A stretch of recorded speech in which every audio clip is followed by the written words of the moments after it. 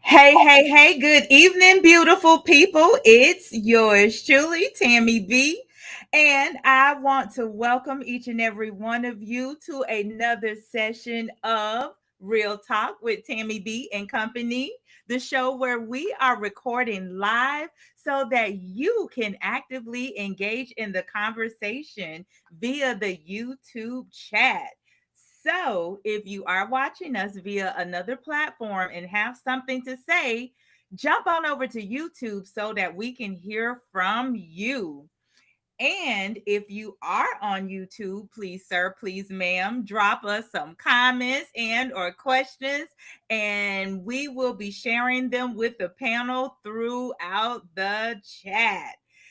And before we get started, if you are not part of our community, I want to ask, please join us by subscribing as we are here weekly at 7:30 p.m. Eastern with new content, to which, as always, I am extremely grateful for you amazing people being with us this evening, along with my peeps who's back with us, my girl Cola Eat the Great. Hey, Cola. Hey, hey. Hey, welcome back. Welcome back. And our special guest this evening, Miss Hilerie Lind. Hey, Hilerie. Hey, good evening. Thank you for having me. Thank you for being here. I am so excited to have you with us this evening. And so, before we get into the conversation, let me tell you guys a little bit about Miss Hilerie. Actually, Hilerie, I think it's been about 6 months already. It was like in February when we met. And Hilerie and I met at a women's leadership dinner hosted by a mutual friend of ours. And I had the opportunity to have a conversation with Hilerie, and I was so amazed at the work that she's doing. And I'm so honored that she's here. So I was like, oh, Hilerie, I need you to be on my podcast. I need you to be. And she gladly accepted. So I thank you for accepting the call. And let me give you guys her bio, read her bio. So, Hilerie Lind is a dynamic political strategist, public sector leader, and community advocate whose career spans state and federal government, entrepreneurship, and grassroots organization. She began her journey in the Ohio House of Representatives and the Ohio Democratic Party before running her own campaign for mayor of Brookhaven, Georgia, where she led all aspects of strategy and coalition building. At the federal level, Hilerie has held critical roles for the Center of Disease Control and Prevention, the CDC, managing pivotal public health projects, and briefing national leadership during the COVID-19 pandemic. Beyond public service, Hilerie is the founder of multiple ventures, including Zenith Advocacy Group, Lover Girl Productions, and Reparations Books and Cafe, which she's going to tell us a little bit more about that. She also leads the nonprofit for community supporting incarcerated and formerly incarcerated individuals. Currently, listen, extensive resume. That's what I'm telling y'all. I'm so honored that she's here. Currently, a doctoral candidate at Clark Atlanta University.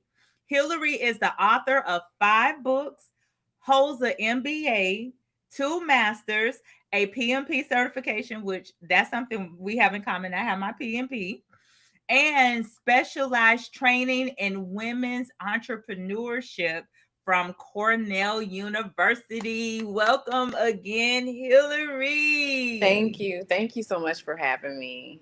Thank you so much for being here. How are you this evening? I am doing great. I'm doing great. My resume sounds good coming out of your mouth, so I appreciate that.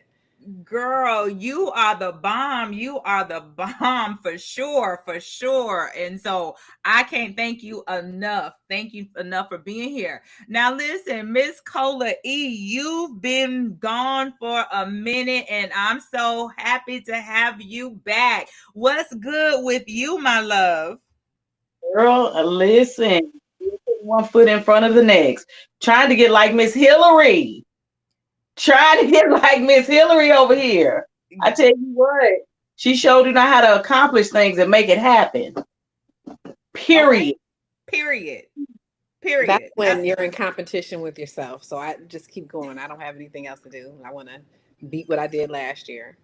Period. All right now. So listen, that's what I'm striving to do. I'm just putting one foot in front of the next. I love how you said in competition with yourself, because that's the only thing that we only person that we should be in competition with, trying to be the best version of ourselves, living life on our terms and according to our highest good. So I love that. I love that. So, and Shelly, I just had to email him the link. So Shelly is going to be joining us. So he's going to pop in here in a minute. But we are at the start of a new, well, a couple of days into a new zodiac. So it is now Virgo season. So shout out to all the Virgos. If there are any in the chat, drop us a comment, let us know. But to you guys, we know it's your season and we know that y'all are about to turn up, or if you haven't already, how about that? Because some do it for the whole season. So let me ask you guys a question. I wanted to ask Shelly this as well, but our icebreaker question for tonight. If you could change one thing about the world, what would it be and why? Me, for me, honestly, to treat each neighbor and each person the way that you want to be treated. I feel like that will solve all. I'm not just saying that to be nice. It's really practical, you know. It will solve all of our problems if we treat one another the way we want to be treated. Period. If I'm carrying 10 bags of groceries to my car, you know, and I look like I'm struggling and I need some help, and somebody comes and offers to help me, you know, and vice versa. And that's just on a simple level, you know, just on the simplest level. If we treat one another the way that we want to be treated. You know what? To that point, if you study any of the spiritual laws and the universal laws, that's really what it boils down to. When even though the question was asked sarcastically, am I my brother's keeper? The truth of the matter is we are our brothers and our sisters' keeper. And that energy right there of kindness that you just spoke about, it can change everything, because then you're going into the realm of love and gratitude and showing kindness one to another, the act of service. So I love that response. I love that response. Hillary, what do you have for us? I would say access to resources. If there's one thing that I would change, allowing poor and disabled and Black people to have access to the resources that they need. We oftentimes we struggle so much just because we don't have access when the other side has the access. That's big. That's big. And a lot a lot of studying that I'm doing right now, I'm coming across information that was released in the early 1900s. And then, of course, Miss Sylvia and Miss Penelope on Wisdom Wednesdays, they've been teaching on stuff that's been in existence for thousands and thousands of years. And, it's like, going back to Cola's statement, kindness. It's like, why did man harden their heart with greed so much that they feel it necessary to keep those resources hidden? When in actuality, the universe is abundant. It's enough for each and every one of us, millions of people on the planet. But when greed kicks in, the ego, and that's what happens. So I love that response as well, because we need to do our research. In fact, the old saying, it was, if you want to hide something from Black people, put it in a book. And that, Unfortunately, yeah. and so we need to open the books, open the audios, do we need to acquire the information. I said a couple weeks ago, like I don't feel our time would ever come to a time like the book of Eli with Denzel Washington, whereas they took everything and Oh no. Oh, that's happened. That's happened on many different occasions throughout history with pieces of information. The Library of Alexandria in Egypt was burnt down. Alexandria or I forgot where it was, but I mean it. I mean there was tons and tons of information. Anytime a group of people went in to conquer another group of people, that's what they burned down their libraries, they burned down their history, they burned down their writings and tried to wipe them out. And in doing that, we lost a lot of universal information. We've lost a lot of it. So yeah, Part of the playbook. that happened. It's happened several times throughout history. That's a part of the playbook. It happened during the Holocaust, and it's happening now. You know, the Now, access to information, it's yeah, is going away. with the who is it? The governor in Florida who's trying to remove Black history information from the book. Like it's Trump. I think he's doing that right now. Something like that. It's happening right now as we speak. This is another moment in time in which it's happening. Hmm.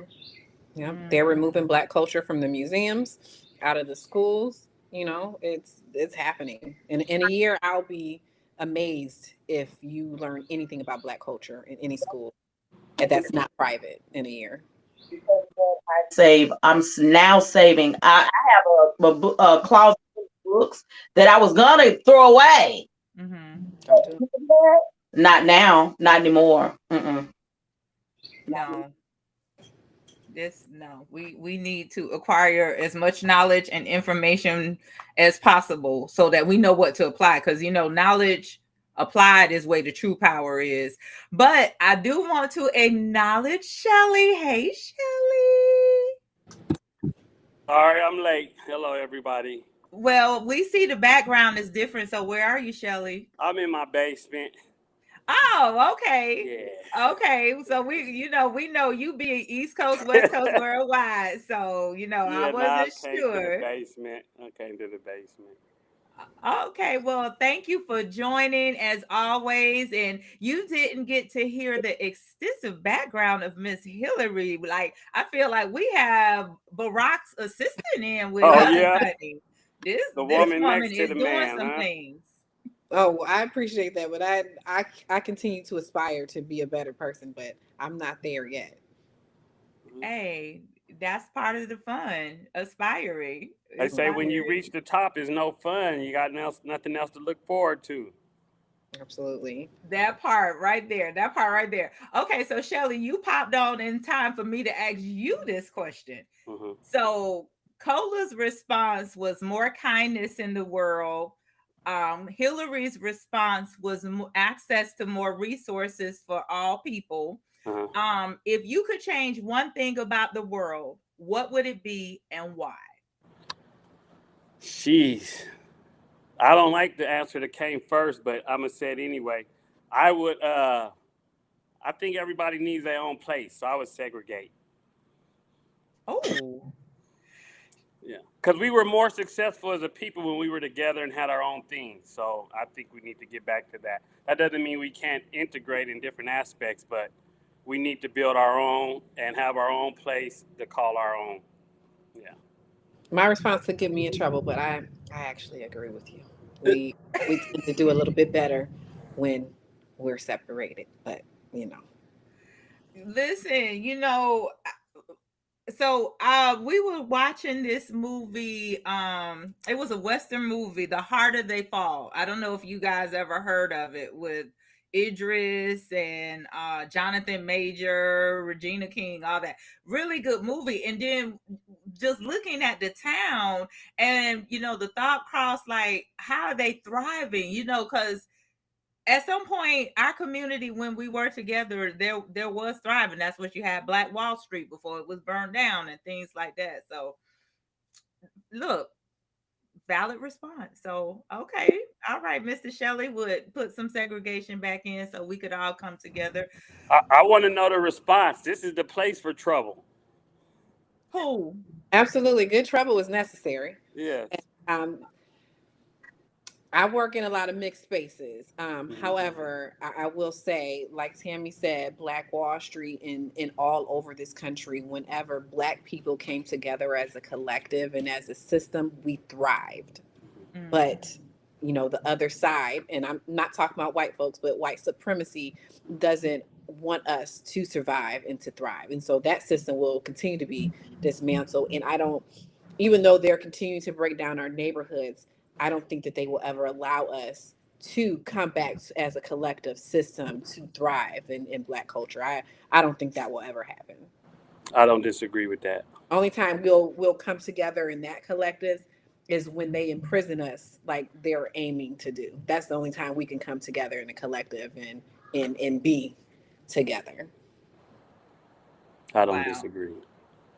Wow, love it. Great response. Thank you for that. Thank you. And I appreciate your open and candidness. Um but before we jump into the conversation, I got like to give you some little fun facts about today, August 27th. So the food fun fact for today is Banana Lovers Day. So those who are potassium deficient, this is a day for you to increase your potassium. And Well, you know what? I just bought some bananas today. Maybe I ought to play the lottery. What is going for this? see, you jumped ahead of my notes because I was gonna bring the lottery up because hold on. Today is just because day, and drum roll, is International Lottery Day. It is a day to commemorate the history of lotteries around the world and celebrate the dreams and hopes they inspire. So, look, I am going to take one from OJ and say it like this: I'm not telling you to play, but if you did, the Powerball is up to $850 million. So, what's the quote? Today might be the day. I'm just Banana day. I might exercise that as soon as we get off of here. girl, I'm serious. The day might be $850 million. Yeah, you might want to go ahead and jump in the deep for a minute just to see what happened. 10% of that is good. Okay, like yeah, really And good. just for $5 is kind of, why wouldn't you?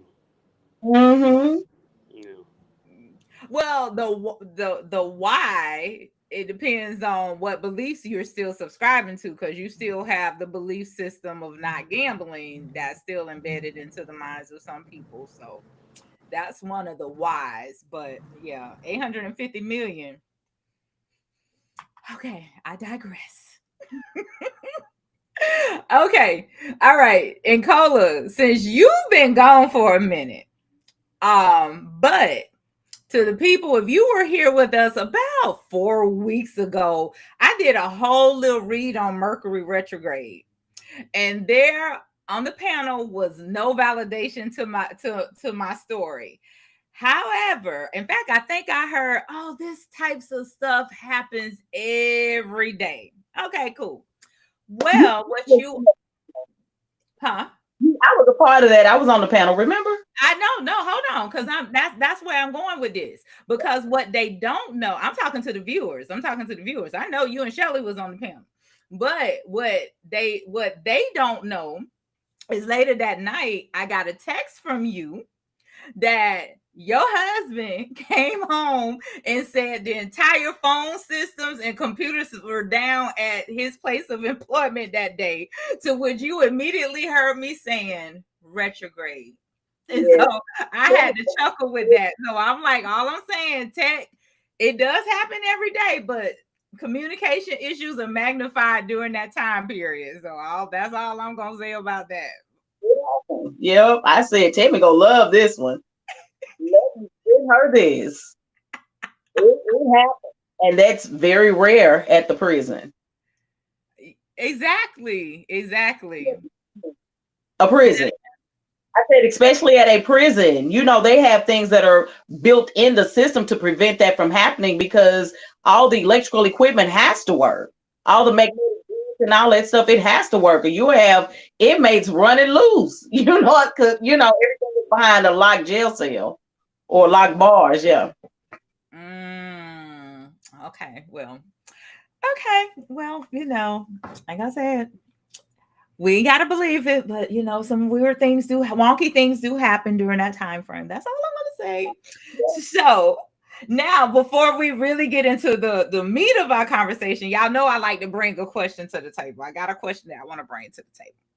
And I really want to hear what Shelly got to say on this one, because in fact I wish I had heard this. I would have asked the men's panel last week. Hilerie, girl, I have an all men's panel the third Wednesday of the month, and these brothers be having some real, true, vulnerable, authentic conversations. Be loving it. But I heard a pastor say that back in the day, when a woman wasn't interested in a man, that became the one he wanted. Whether she wanted him or not, that was the one he wanted. And so it was his job to make her interested in him. Do you agree that that's a good idea? Do you agree or disagree with this statement? Yes or no? You, especially coming from a man. So Shirley, I'm gonna start with you on that. I agree with it if she's acceptable to it, because I think a lot of relationships it started off like someone wasn't interested in the other person, and see today persistence is so scary. But I don't have a problem with a man going out his way to gain the interest of a woman if that's what he wants. It's just how you do it. Yeah. So now, what in today's time, especially with there's so much that little thin line that people are now saying, oh, they were harassed and this, that, and the other. So when does the light bulb kick in? Like, yo, dude, she really is not interested no matter what you're gonna do. Because what I was gathering from him, it was like the guy was supposed to pursue until he made her interested. I don't think there's no such thing as making, but I think maybe he was just stressing don't give up, because there's a lot. I've heard a lot of couples be like, where the woman was like, I did not like him, or and he kept going subtly, or however he did it, and it turned into something. So the $1,000,000 question is, when is a woman's no genuinely no? Yeah. That's a good one. I like that. Yeah. Because I don't. Yes. I've talked to women that said no in the beginning, and I don't think I pursued them constantly, but I may have seen them months later, weeks later, and shot my shot, got turned down. Next summer, they were interested. So I always tell men, you just got to wait till it's your turn. Wait till it's your turn. I Yeah. like that. Because you don't know what her situation was that made her even say no. So, women, you know how y'all are. Y'all could be involved with someone and there's no, and then when you become single again, is, oh, I remember this guy. He's always been after me. Let me see what he's talking about. But I think a rude no is no. Rude, or if she's rude and frowned up, that she has zero interest in you. But if she's passively saying no, then I guess that becomes a frequent of a reading frequency thing, because sometimes you don't want to give a rude no, but you really mean no. I guess that's that little iffy. Ladies, you either one of you have a comment on that? Yeah, I mean, if the man, like you said, if he feels that frequency, that vibe, and that I'm not really interested, maybe pursue, but I think you still have to be gentle with that, because that turns into stalking. And so if I actually clearly say I'm not interested, then I'm really not interested. But if I'm flirting a little bit, and yeah, I might be into it. But if I actually say out my mouth, I'm not interested, I'm not interested. And I heard somebody say she stopped telling people that she was not interested, and would just I'm not saying approach is good. She would just take their number because she learned that people get crazy when you reject them these days. They absolutely do. Yeah, that's mental illness that has to be dealt Mm-hmm. with. That has to be dealt with. There's a lot of unmedicated men walking around, especially out here. And you know what? And not only unmedicated, I just think a lot of these men have become weak and are weak because it's natural for the man to pursue the woman anyway.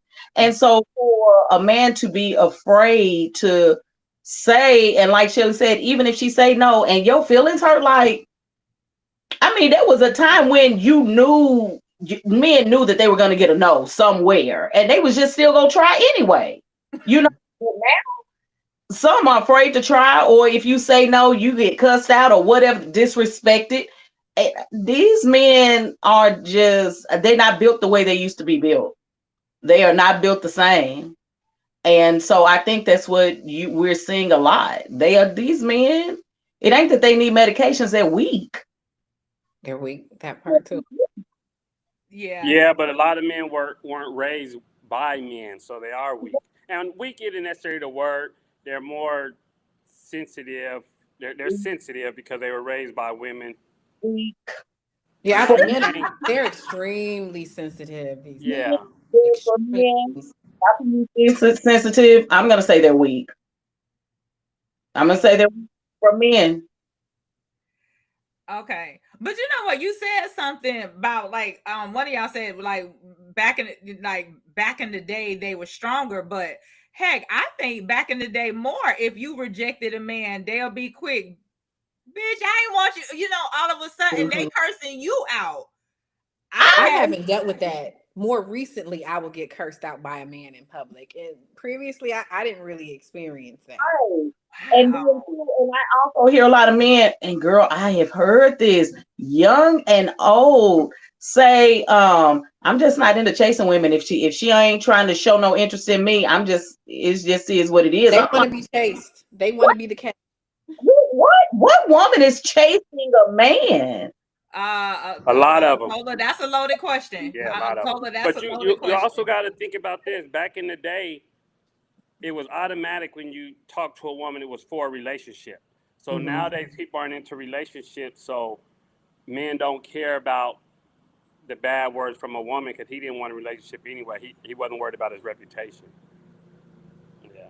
So now it's like he don't care. He didn't want nothing anyway.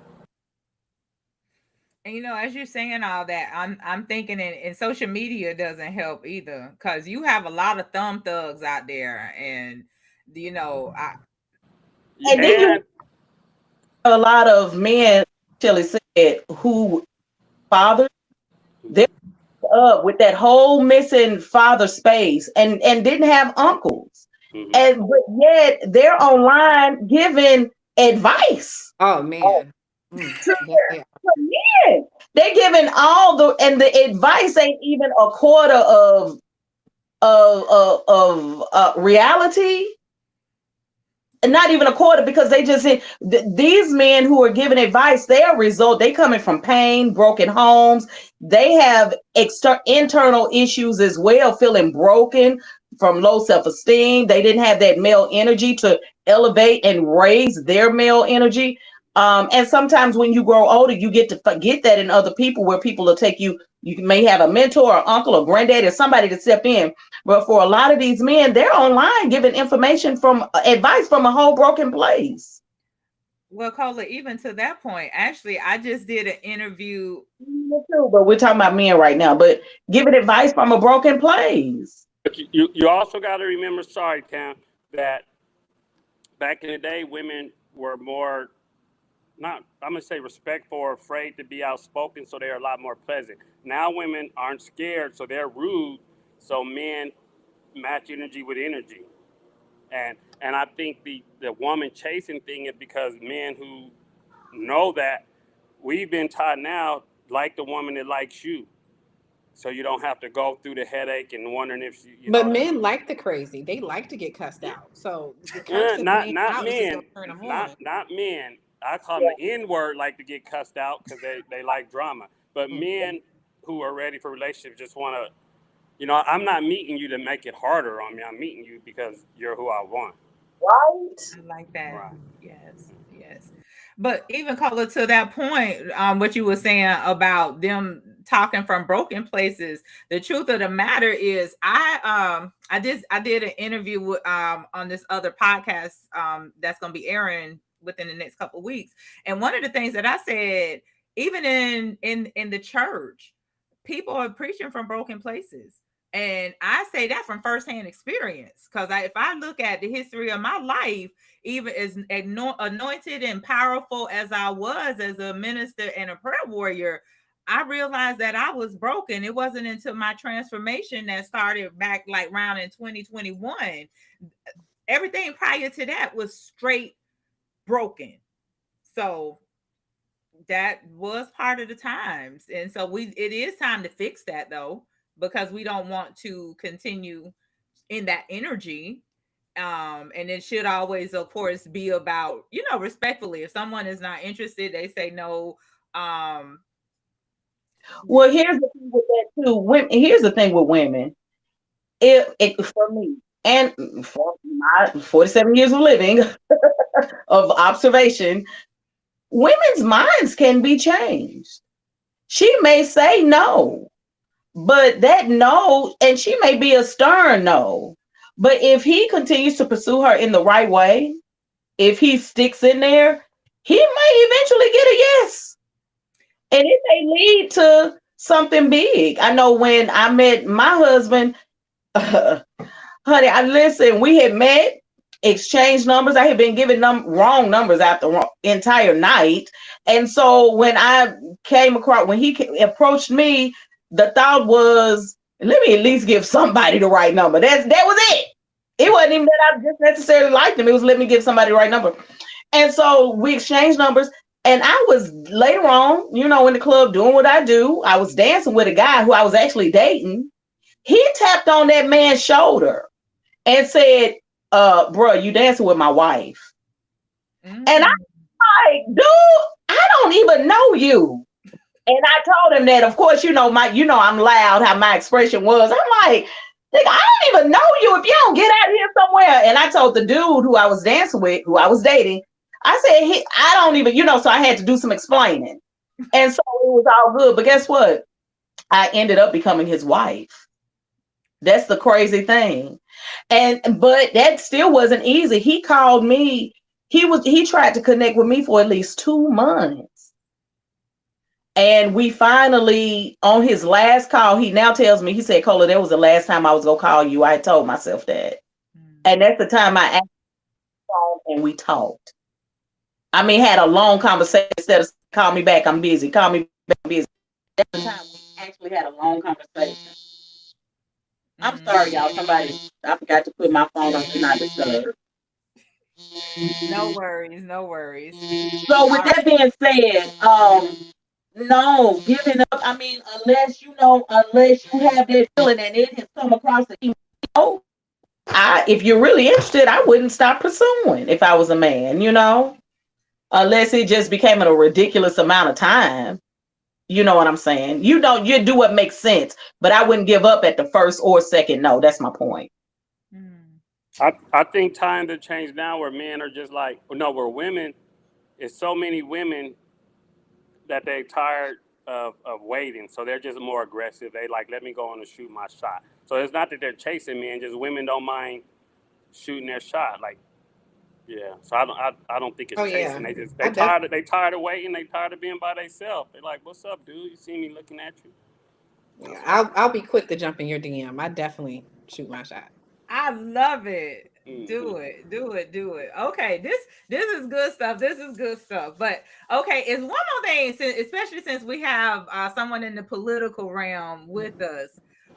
We never talked about the passing of Trump's big beautiful bill. Can we have a brief conversation on that before we dive into the questions that I have for Hilerie? Anybody want to give any thoughts on that? Again, I don't want us to go no more than about 5 minutes on that, if that. Cola shaking her head. This is a political lady. I'm here to hear all that she has to say. Because if she studies politics and she's in it day and night, she know a whole lot more about it than I don't look at politics like that. I pulled out probably in 2016.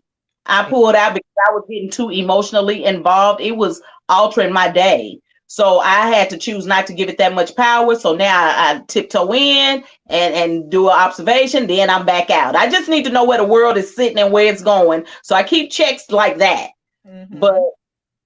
Miss Hillary, I can't I wait. mean, I call it the big ugly bill. I mean, the bill simply was designed to put money in the pockets of billionaires. It was not designed to help anybody that's on this call. You know, I have children with disabilities. Both of my boys have special needs.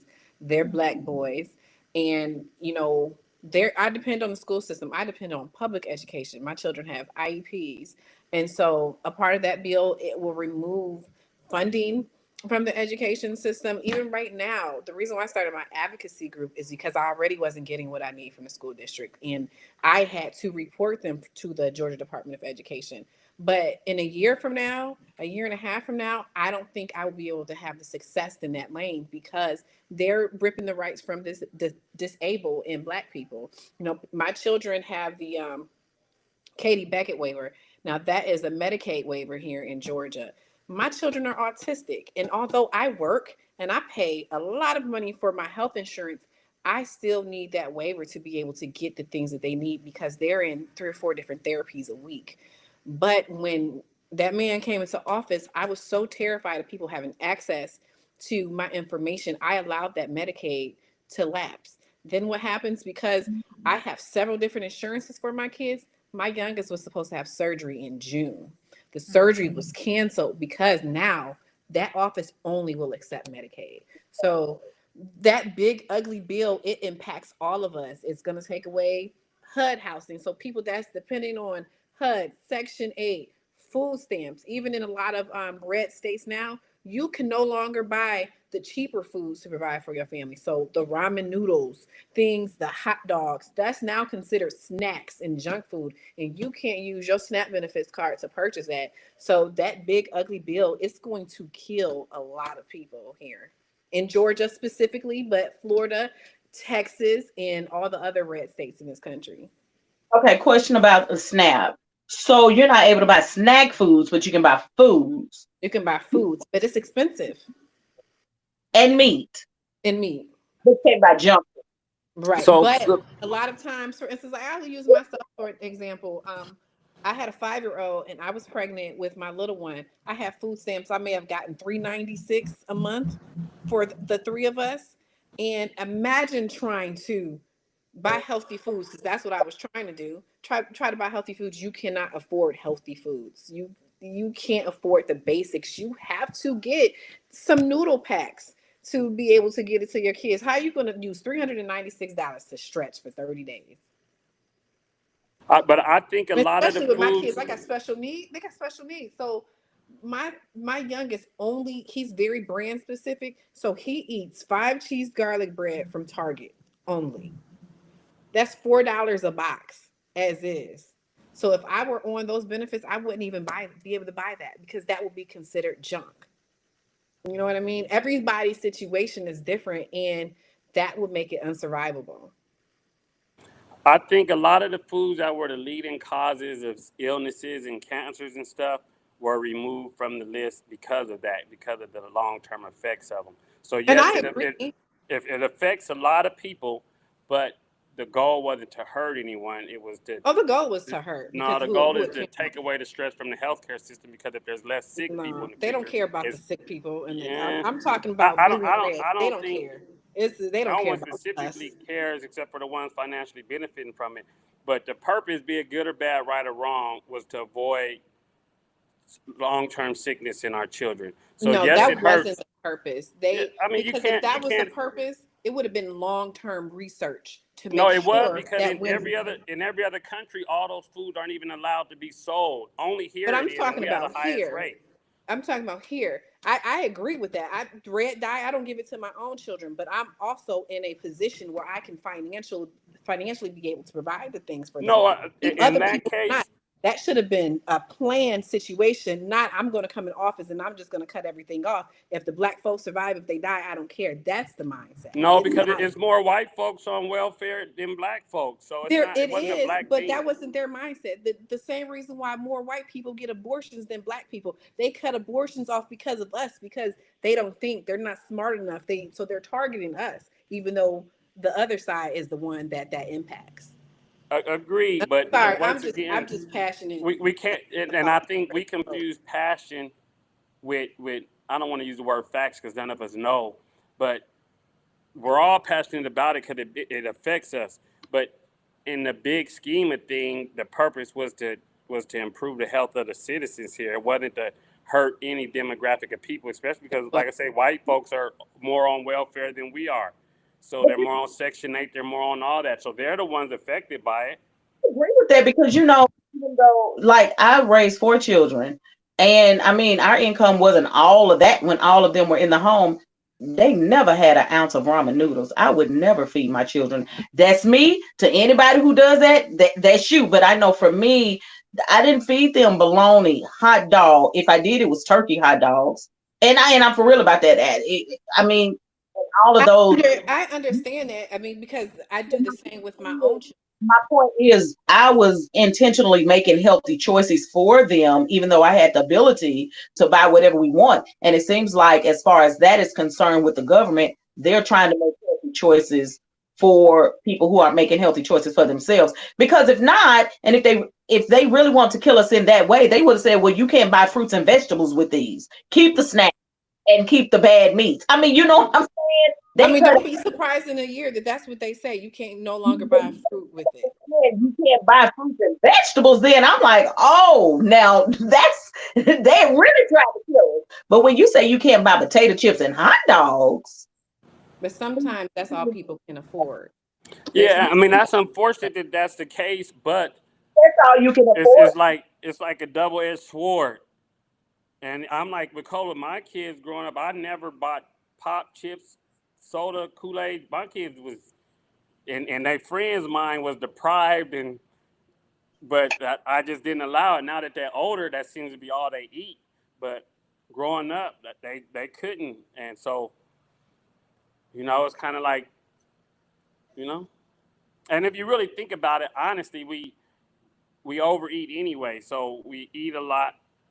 We eat But you more know, than we that's should not a anyway. decision for somebody else to make for my family. Yes, I feed my kids healthy foods the best that I can, but it's nobody's decision to decide, hey, this is what you need to eat. That's Well, if they're giving you the money to buy it, then they have the right they're to not decide giving. what to For spend instance, it when on. I was on food stamps, I still had a job. I was still paying taxes, so No, nobody no, I gives agree. I'm anything. just saying if But I'm giving you aid in any aspect, I have a right to say what you're gonna do with this No, you aid. don't. Yeah, No, I do. no I'm giving government has you. the right to say put in your body. if they're giving you the money, they say, here, take this is to assist your family. Then see, you can choose to take it or not because it's your choice.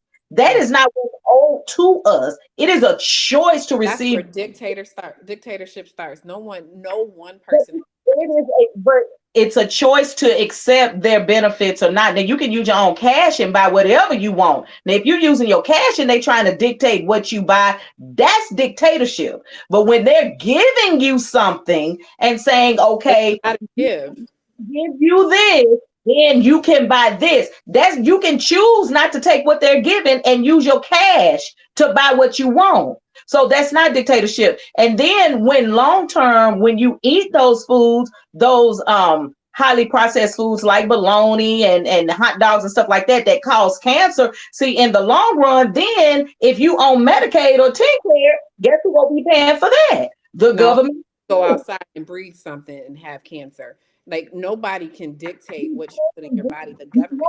Can dictate what you do with your cash, but they can dictate with what you do with what they give you. If they're giving you something, you can tell them what to give you and what not to give you.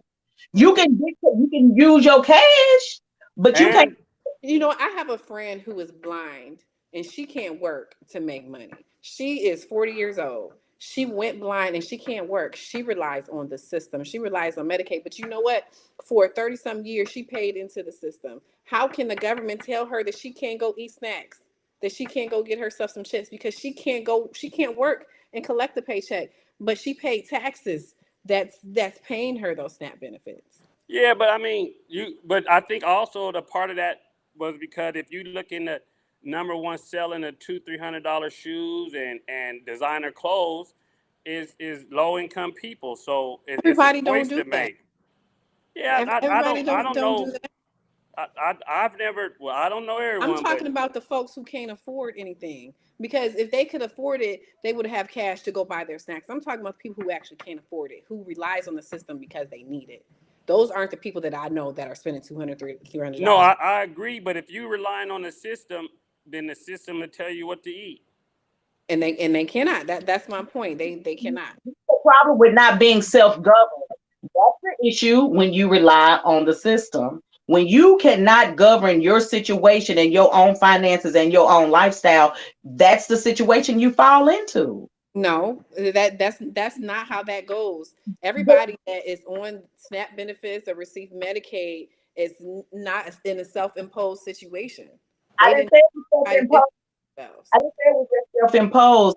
I'm just saying that you cannot dictate what they choose to give to you when you taking what they given is a choice. If you paid into the system, it's my money. Just like our mayors, our senators, all of that, their salary comes out of my pocket. That's my money.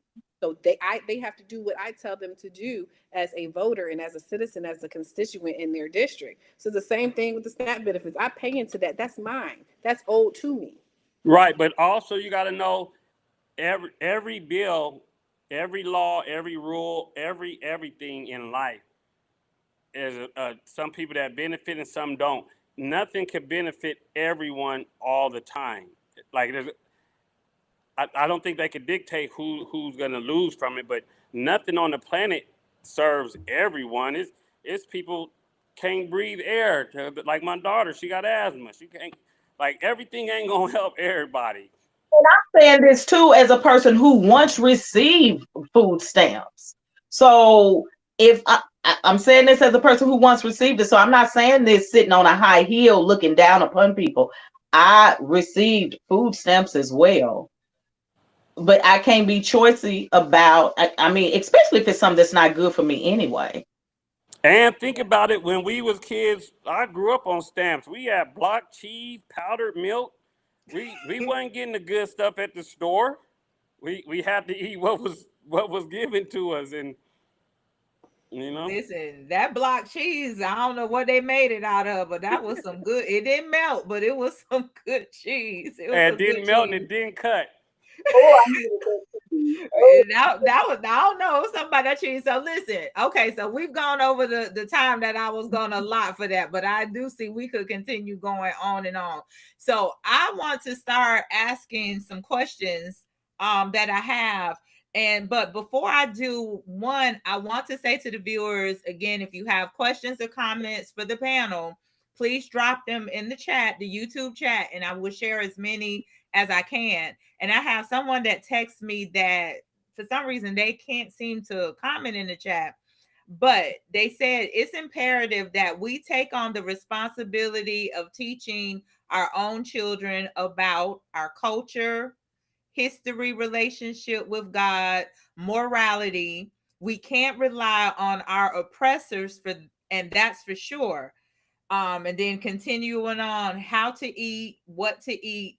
These folks are killing us through food, water, and air. So I wanted to share that our comment. So and thank you for that information. Thank you. So bridging policies, politics, and people. I want to start with today a video was sent to me, and this is more so for Georgia residents, where the Republicans are trying to reduce the Georgia state income tax, but the Democrats are somewhat opposing it. Hillary, what are your thoughts on this? Did you get a chance to look any information up on this, and why do you Um, feel maybe the Dems are trying to oppose this potential income back into the pockets of the I people? think the main reason would be education. because taxes that we receive from the state, it goes into so many different programs, the grants and scholarships that a lot of our students need, and a lot of Black communities, poor communities rely on. So like if you look at Texas, for instance, they don't pay state income tax, and their schools are poor. They're really, really suffering. They're not learning the things that they need to learn. And so here in Georgia, although we have a governor who's held on to money, who sent federal dollars back instead of helping the people, and so we do have a surplus. But what happens when that surplus runs out and we no longer have tax dollars to be able to provide for the communities? Then in turn our schools get worse. And then, people that can afford it, they can afford to put their children in private school and they'll be good. But what about the families that cannot go to private schools? They can't afford those subsidies or the scholarships that they can no longer get from the state. What happens? The students, the babies, our future of America, they suffer. I think it's more money management, because if you're paying less in taxes, that's more money coming home. So you need to manage the money right. And then Trump also made it to where if the school's not satisfying you, he allows families to write off $10,000 a year in private education. So you get the money back if you want to spend your money on private education. So you don't get the money back; it's a credit on your taxes. But what happens? Right, the same thing. If I'm giving it to you, if I don't have to pay it next year, I eventually got it back. Just like any tax return is just the money you put in; they just give it back to you. Not everybody has any aspects of tax return. School. Everybody can't put their kids in private school. And like I use myself as an example, sometimes we need the public school system, not because we can't afford private schools, but like for me, I have to have the IEP because it keeps the districts and the schools accountable. If I were to take them and put them in a private school, the private school legally does not have to follow that IEP. And if something happens to my child, they don't give them what they're supposed to give him, he struggles and I have no right to sue. So we rely on the public system, not just for money, but for teaching our kids, making sure that our children are safe, making sure that they have the resources, the therapies and different things. It's not simply, $10,000, you go there and I can write that off. Because what if somebody doesn't have a job? What if they don't even make $10,000, let alone be able to afford to put their kid in private school? And truthfully, these private schools are not $10,000. They're especially if you want to go to a good one, it's very expensive. Right. And especially if you have multiple children. But we should have adequate education. We should have adequate free public education. It's almost like what type of society do you want to create in the country? Absolutely. Do you only thing that I would probably question with the education part, like because and maybe because I'm Florida born and raised, but Florida doesn't have a state tax. And I don't know their education system. Similar to Texas. It is okay. Mm-hmm. Okay.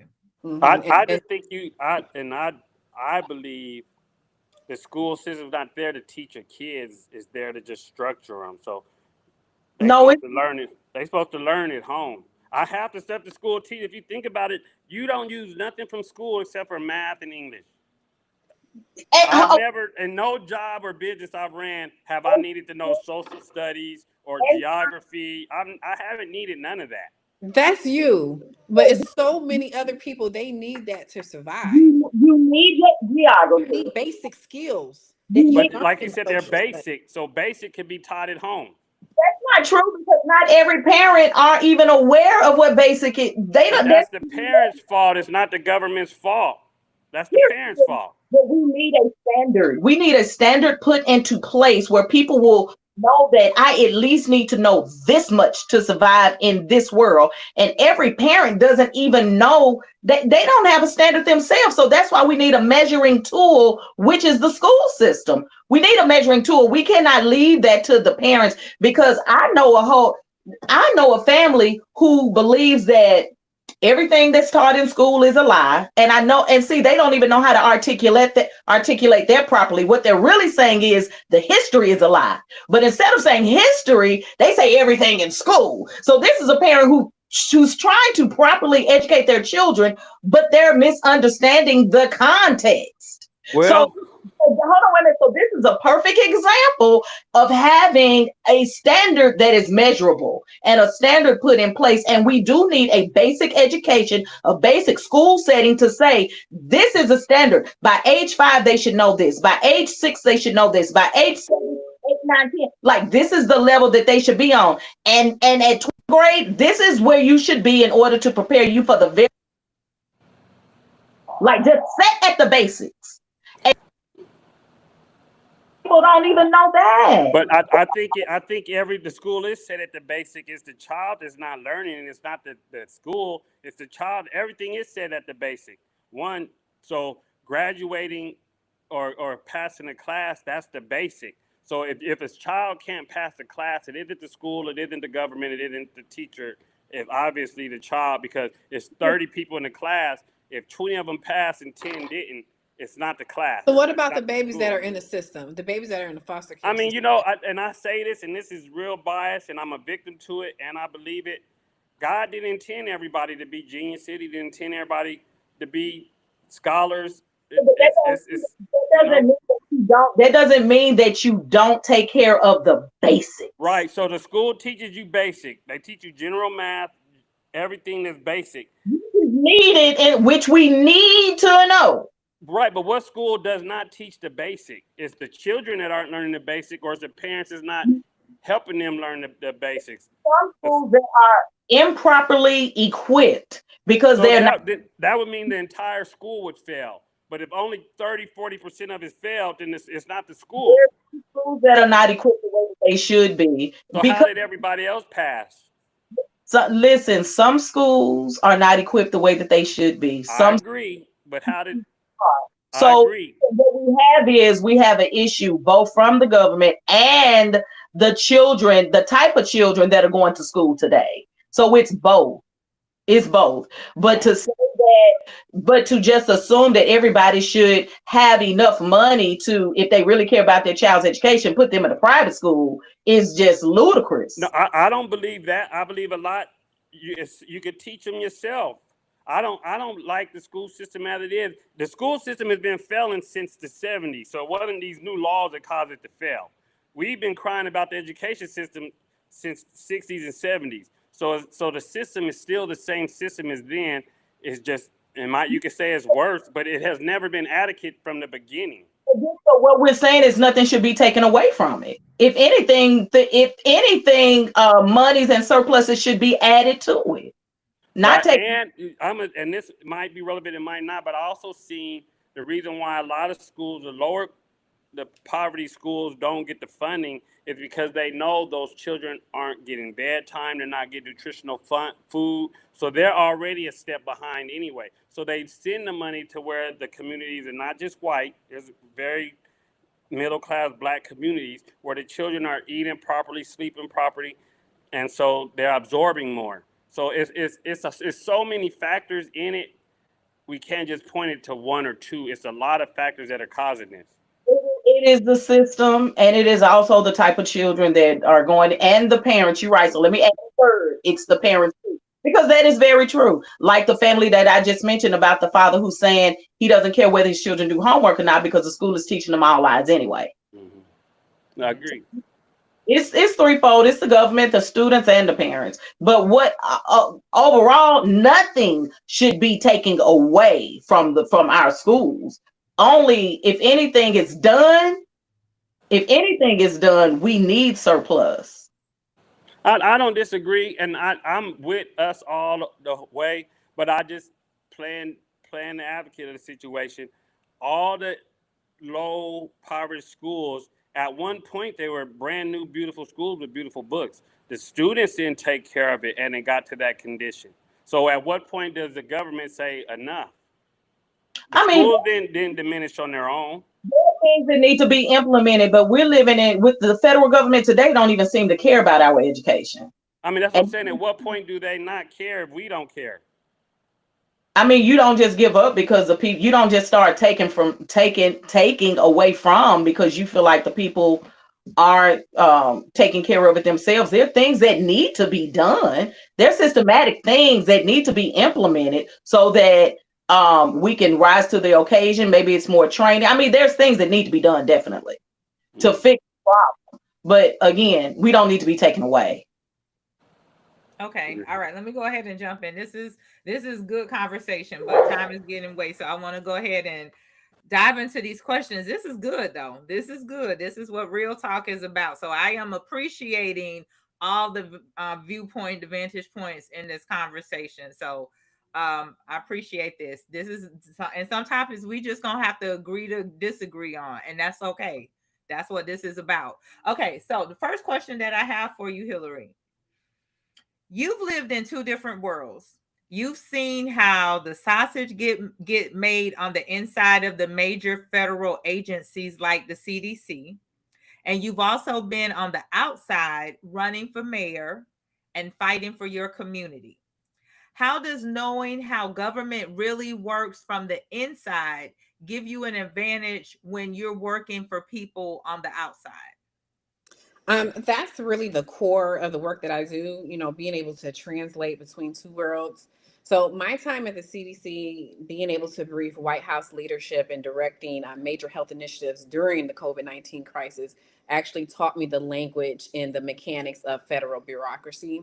So, I saw firsthand how multi billion-dollar decisions are made, what data is prioritized, and how agency culture can actually accelerate or stall a process. So the perspective that I have is a huge advantage when I'm working on the outside. It Mm, demystifies the process of everything. I know which doors to actually knock on, how to frame an issue to the attention of the people that are making decisions in the community, and how to actually navigate the red tape that exists for many of us, and how to stop when I have a good idea. So when I was running for mayor of Brookhaven, I was building coalitions. I wasn't just bringing passion to the table. I was bringing strategic measures, understanding of how the system actually worked, and the things that I was trying to change. I knew the playbook. I worked the playbook from the inside out, and I was able to be more effective and be an advocate within the community. wow, wow. Look, when is the next but this just popped in my head. So when is the next mayor electoral run It for? is 2027, so 2 more years. 2 more years to get ready. All right. Mhm. So I'm Well, gonna in go. Brookhaven, there's a lot of mayors. I'm actually hosting a candidates forum next week for several mayors in DeKalb that are running. So that's just the Brookhaven election, but there's a lot of mayors. You got Stonecrest, Clarkston, South Fulton. South Fulton. So it's everywhere. So you just have to look in the community that you live in and see what offices are open. And not only looking in that community, but making sure that you're actually registered to vote. Last week they pulled the rolls for over 500,000 people. Hmm. They're no longer have access to voting in the state of Georgia. So now's the time to actually make sure that you are registered to vote in the community that you live in. Mm, okay. Okay. So and you're gonna be in that 2027 run, right? Hmm. That Okay. No, I'm not announcing that. I'm thinking about that. I want to, but it's really where life brings me at that point. I'm not sure yet, but I want to. Okay.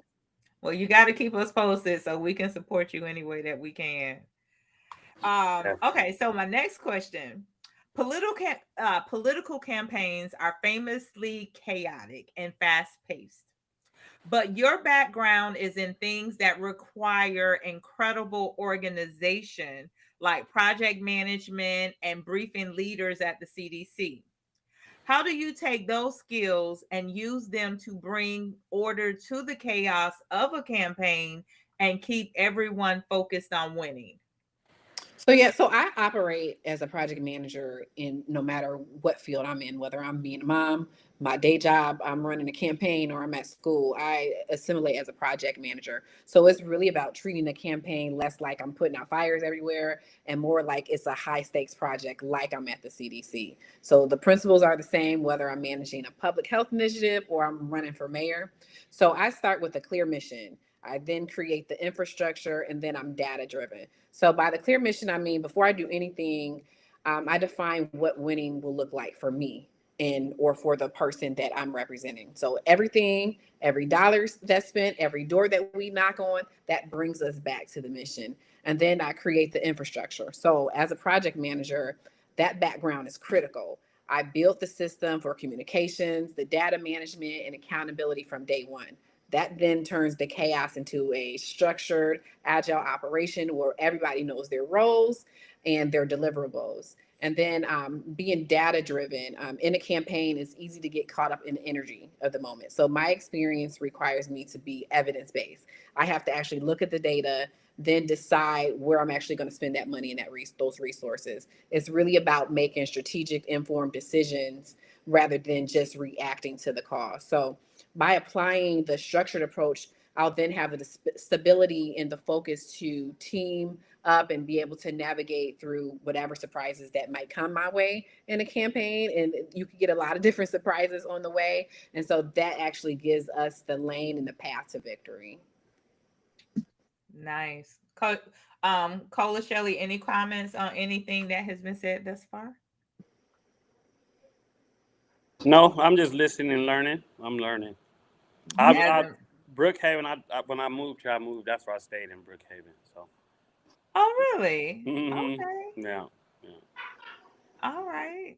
For the first Okay. year. Your first, how long have you've been here? Uh, What, 5 years in now? in May it'd be 5 years. Okay. Yeah. All right. Well, dang, y'all was around the corner from each other. Okay. Mm-hmm. Yep, I've been here about 10. So, Oh yeah, yeah, yeah. mm-hmm. Look, probably saw each other at the local Publix or Kroger and didn't even know it. Mm-hmm. No. Especially that Kroger over here. That Hey, I they already know took it which away, one. but that's where everybody was in the community until they just put this brand new Publix right Oh, here. they shut down a Kroger? Down Kroger. The Kroger and the Dollar Tree took them out the plaza, and now it's Publix. Oh, I'm not familiar with public a Kroger being shut down. That's Mhm. interesting. That's the one they just built by that Walmart. That's the I one they didn't hear just built across the street from Walmart. you. No, no, I'm not sure. It's Oh, no, I'm not Walmart. I mean, there's not even a Walmart over here. I know okay, they closed down the Walmart in Dunwoody, okay. and nothing is there. Oh, okay, okay. I wonder if they made it. And look, we gonna get back to the questions, but they put a Publix. I want to say over in Buckhead that is like a mini club. Like you know how a Is that whole the one they call Disco? Is that the Disco I Publix or think so over there by Whiskey Mistress Mhm. somewhere. Hmm. I haven't gone, but I heard about it. Like I heard, you can sit in there like you do at Whole Foods and stuff like that. But I heard that they bring a DJ in there sometimes. I was like, at Wow. Publix. But in Atlanta, But yeah, they probably got hookah in there too. Yeah, that's why I came to Douglasville. Because boy, my daughter was enjoying that Atlanta life. Mhm. and look, she made her way back to it too. Hey, left me out here by myself. She like, you can have this Douglasville look. Yeah. That is funny. That is funny. Okay. All right. So my next question: when people look at all you do, they see a political expert, but they also see someone who started a nonprofit, a bookstore, and a consulting firm. Connect the dots for us. What is the one core belief or passion that ties all of these different projects together? What really brings everything together, really, for me personally, is really building equitable access to power and resources. I know I stated at the beginning of the conversation, but resources for me and my community is everything. So whether I'm working in the government or shaping policy, or I'm actually outside with the people, that's the goal. My nonprofit provides direct rental assistance for safe homes for inmates once they're released. My bookstore actually provides access to banned books. That's why I started it, because of what we're facing in this country. And so that creates access to knowledge and space for the community. And then my consultancy firm was built out of peril. And so that gives people the tools for advocacy for themselves. So my political and policy work is the other side of the same coin. It's really about being able to dismantle the systemic barriers that we face today and making that nonprofit and that bookstore necessary in the first place. So all of the ventures and the different tools that I brought together, the mission is the same for all of them. It's really to create a world where a person isn't really defined by their zip code, what their background is, their past, or who they're related to. So as you're talking, I have a thought that just popped in my head. So like, do you ever get involved in any of like these political marches and things like they be having on the state capitol and things Oh like that? yeah. Do you get Oh involved in yeah. those things? I actually just planned an event July 17th. We had a John Lewis Day of Action event where we actually had this event to bring attention to the federal government, really. But it was a huge community event. I'm sorry. Okay. It was a huge community event, and we had folks from all over the place out. And so we just wanted to bring attention to voter rights bills. And so we danced to John Lewis's Happy. He used to dance to that song a lot, so we danced to that. But the purpose of that was really just to bring attention that we need changes to the voter rights bills in this country, and we need legislation to happen. So we do that all the time. I'm always out in the community planning different events. That John Lewis event is actually an annual event. So I did the same thing last summer. I'm going to do the same thing next summer because I know something else crazy is going to be happening. Last summer, it was, well, Kamala was running. So it was, okay, we're going to have this John Lewis event. We're going to bring attention to it. Kamala is running. This year, the system and everything is being dismantled around us. So we want to bring attention to the voting rights bill, but also allowing people to really come together and talk about their grievances, to cry on each other's shoulder, like, we're falling apart. What are we going to do? Okay, let's build each other up and, come together as a collective to pull our resources together and try to make some changes in this country. So do you see where these marches are having an impact per se? I think Um it does it because it brings attention to the cause. You know, when you see there's a march, a lot of times you do have agitators come out, but it's the news. It's on the news. It's bringing attention to the federal workers, the people whose salary we're paying for, like our senators, our congressmen. We're bringing attention to that. We're demanding that they stand up, that they have a backbone, stop licking boots, and stand up for us. And so those marches brings attention to that. Those marches, and then calling their office over and over and over, demanding that they do their job. That brings attention to the different causes. nice, nice. Shelly, Cola, well, Cola has us Mhm. muted. Shelly, any comments? We still No, just I'm learning. I'm glad to hear that. Like I say, it's good. I know it's needed. I wish I knew more about the city or Georgia, but you know, yeah. Local change happens in the world. It actually happens locally. Yes, we, as far as me and my family is concerned, yeah, we don't like the occupant in the White House. Yes, he's doing some dangerous things. However, change actually happens on the local level. It Yeah. happens with your mayor, your congressman, then your state representatives. That's where change actually happens. That's That's where the focus needs to be on. that's what I've always preached. Almost every episode, I say everybody's mad at the president. Y'all got to start at the local level because that's what's affecting the community. So I 1,000% agree with that. well, No, we Shelly, don't. you We, we don't go know ahead. that. But go ahead, Cola. I mean, Cola. Go ahead, Tam. No, I was gonna say you preach that, but you also preach a lot of what Trump is doing good too.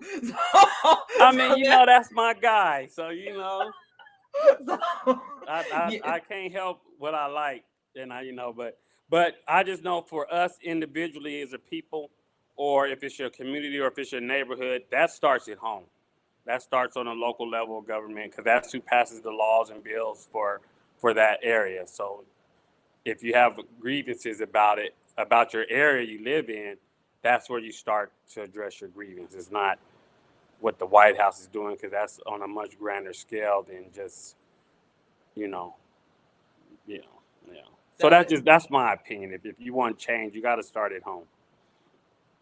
Oh, I think I listen, there's a scripture that even says love and everything starts at home and spreads. So I do agree that, if you do want to affect it, you have to be a part of of the process and the Mm-hmm. journey, and it got to start with you. I I Yeah. I agree with that. And your local, councilmen and mayors and governors. You gotta. That's where it start for your neighborhood, for your community or your city.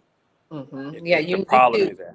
be a part of the school board. Like I Mm-hmm. look at myself, I don't want to do half of the stuff that I do, but I do it to make sure that I can impact the change in the community. I'm on the East Blocks community committee, so we get to determine where dollars are spent within the Mm-hmm. school district.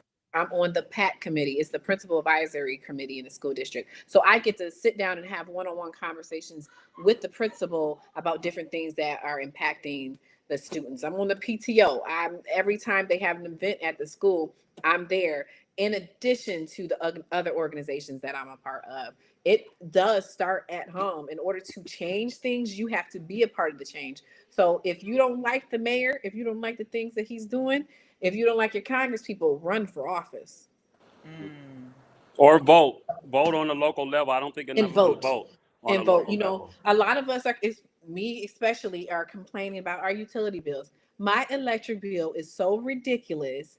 Like I've never had an electric bill as high as it's been lately. But we get the vote on these matters. The Public Service Commission, that's on the ballot in November. You want to make sure that you vote for somebody that has not been in office for the past 5 years, that's been raising our bills the past 5 years. You want to bring in some fresh blood, some new meat to make changes, the changes that they're promising that they're going to make to ensure that we have lower bills. So I think the more focus should be now, how do we get the word out to the people? Because a lot of people, I think they know, but they don't know how. Because even me, younger, I'd say until my 30s, I only voted for the president. And when I go in there and they have all those names, it's just like, you kind of vote political party. You don't even do research. And half of them you don't even hear about. So it has to be a way to spread the word so people know why they're voting, why it's important, and things of that nature. Well, people like myself, I make sure that I try my best to make sure my community is informed. So whether I am on social media, the Facebook, Instagram, posting it on YouTube, or if I'm actually creating conversations. Last year, right before the election, I had a fireside chat in a couple of places throughout Metro Atlanta where I brought the community together. I allowed them to ask the questions that they wanted to ask. They felt like Democratic officials weren't giving them, having an intimate conversation and also informing them on the civic duties, how it is your duty, how our ancestors died for what we have the ability to do today that we refuse to do. It's actually on us. And then researching, whenever I go vote, I actually look up the candidates. I go to their websites. I look at the issues that they stand on, and I make my decision at the booth based on that. Not a commercial that I saw, not any talking points that someone may be feeding me. I actually research the candidate. I research their background and the things that they've done. And if it's an incumbent, if they've already been in office, I look at the bills that they voted for or against. I want to make sure that this person that's in my community actually works for me and is doing a service for me and my family. So I have a question. Can you talk to us about the idea that our votes don't matter or they don't count anyway? They're going to put in place whoever they want to put in place. Can you Good speak question. to that? I think it really goes back to local elections again, because our votes do matter. And unfortunately, people want us to think that our votes don't matter, but our votes 100% matter. We can dictate the change. I mean, if you look in 2008, when President Obama became president, there was a lot of people that didn't want him to be president. But because we were actively charged, we were upset with Bush, we were upset about 9/11, we were upset about the war, we were charged up. We were ready to go to the booth. We were ready to go vote and make change. And we did make change in this country by voting for President Obama. And I think since then, I think we fell off on that. We felt like, okay, we got our black president. That's all that matters. Nobody cares. My vote doesn't matter. But our vote 100% matters. Like I had mentioned the PSC election, our utility bills, The PSC election dictates the bills that we're going to pay. If you live in an apartment right now and your electric bill is $400 or $500 a month for a 1,200 square foot apartment, that's ridiculous. When you look at in 2016, your bill may have been $80. We make those decisions at the booth. When you look at the city of Brookhaven, for instance, the reason why I even ran is because the city wasn't providing resources. It was in the middle of COVID. People were dying and they were receiving federal dollars. The county was receiving federal dollars. The state was receiving federal dollars, but there was no programs to help people who got COVID and they couldn't go back to work. And so I made a decision to run for office and voted for myself in the booth to make sure that I can come in office and impact change. So our votes 100% matter. If we don't vote, we don't really get a chance or a right to complain. I, Go ahead. I mean, I I, agree, but I agree 100% with voting, especially on a local level. This is a personal opinion, no facts supporting it, but I think presidential and stuff like that, I think your votes matter, but they're gonna put in there who they want in there. That's my belief. It's just a belief. Just a belief. and history somewhat has shown that. Like, okay, a lot of us. What year did 45 go in? Anyways, we didn't know. A lot of us didn't know about the Electoral College. Mhm. Like, we didn't know about that. So when we saw Hillary got the popularity vote, but she did not win the election, I think that became a discouraging point for people to operate in that mindset that their votes don't matter. I think that definitely was, but what it should have done is made them realize how important their vote was at the local level, because that's what determined who voted electoral wise. Right. That's what it should have done, open their eyes at the local level. And here's another thing. Here's my stance on it, because honestly, I know the president is a face as well, and that there are other men at the table that we don't see. So with that being said, I go back and forth too on, does our vote really count? Are they really going to put in who they want? But this is the logic to that. What do I have to lose by voting? Right. But I have a lot to lose if I don't vote. Absolutely. So I just go with the wisdom. Just do the voting, because you're not gonna lose anything by voting. Absolutely. By using your rights, you're not gonna lose anything, but you'll lose a lot if you don't exercise your right and it really means something. Mm-hmm.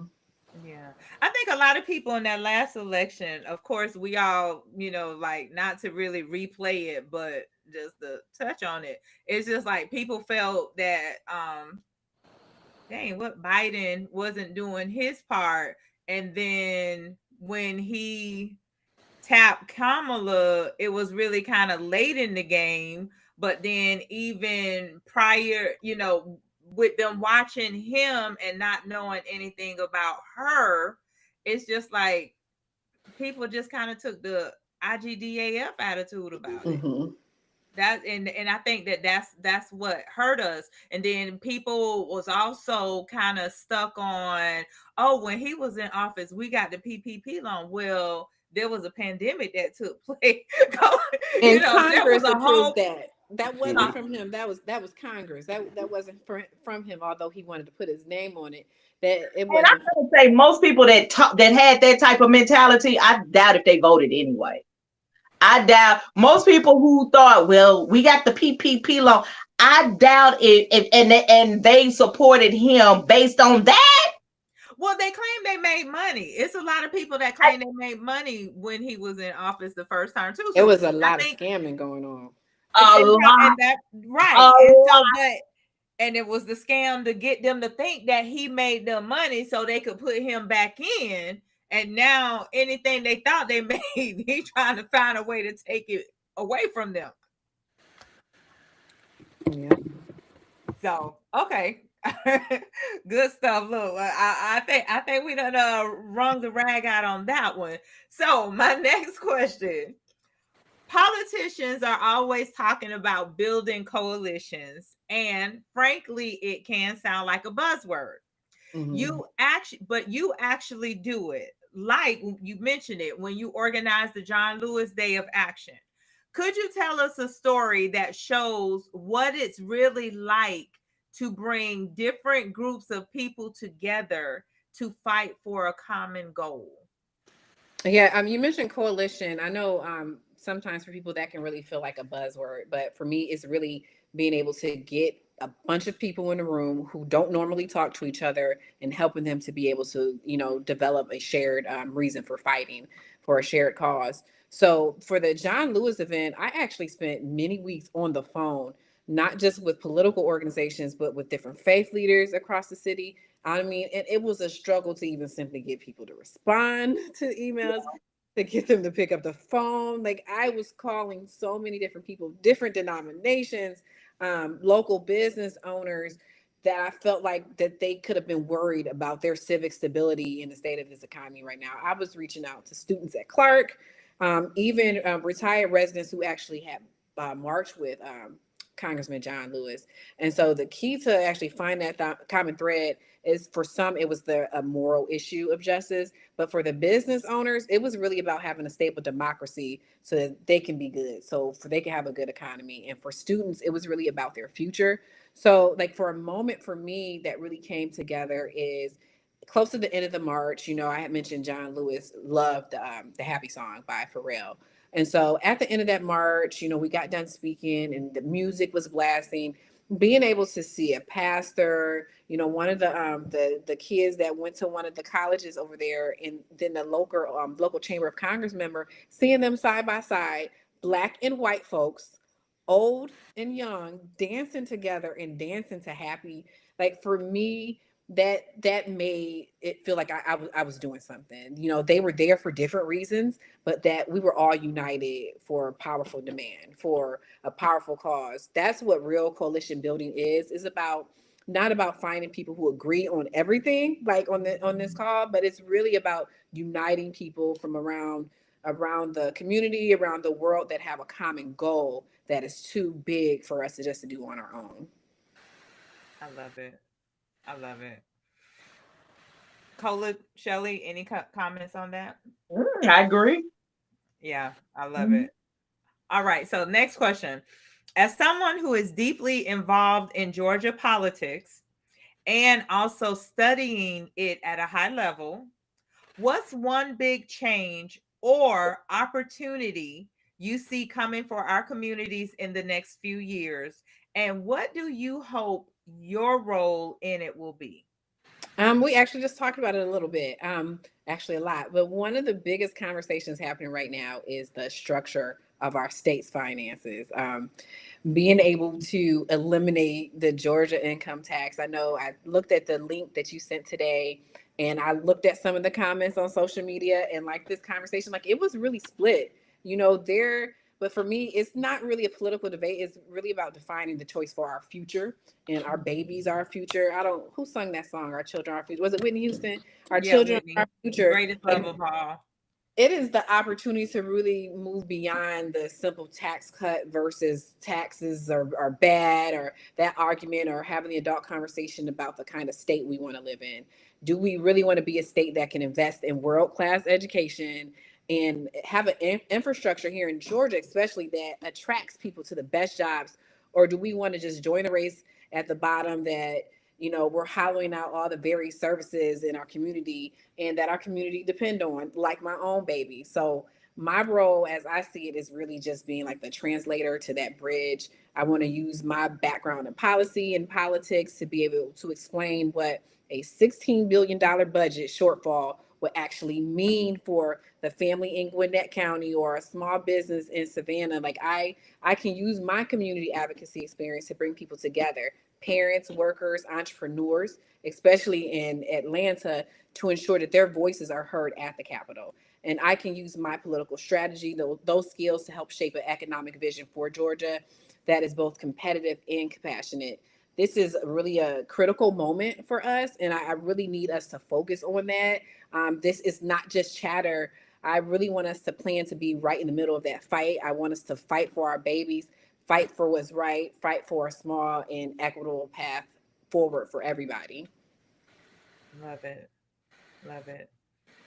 Um, okay, so you've worked both inside government agencies and out in the community.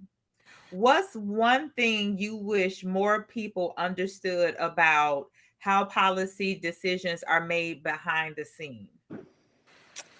I wish people knew that policy is shaped more by the perceived political risk than by the actual data or the public need.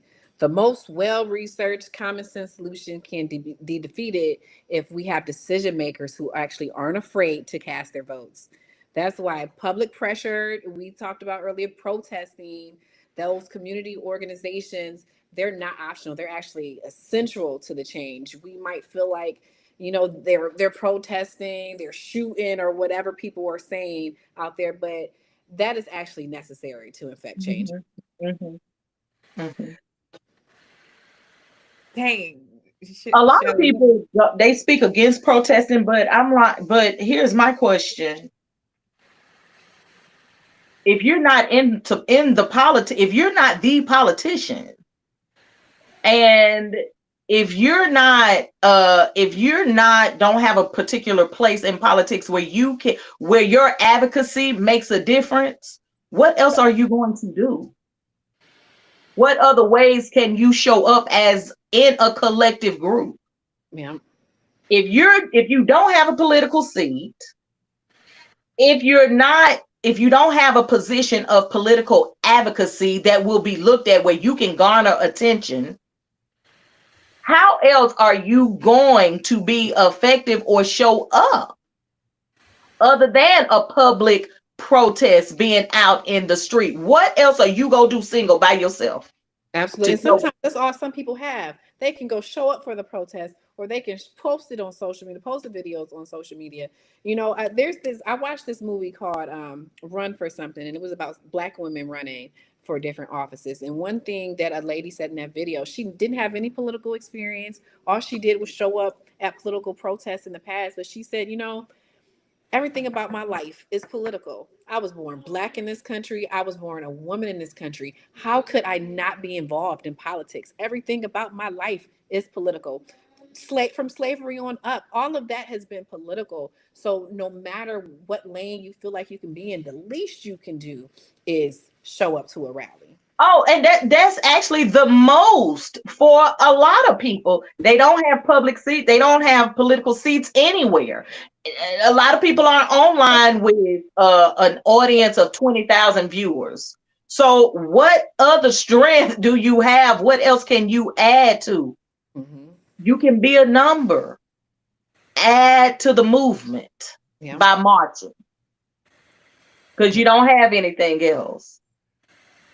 Wow. So, I mean, people like to piggyback on what other people say. Like they like to jump on the bandwagon when we're talking about certain things. And one of those bandwagon things is, well, I'm tired of marching. Marching don't do anything for the people.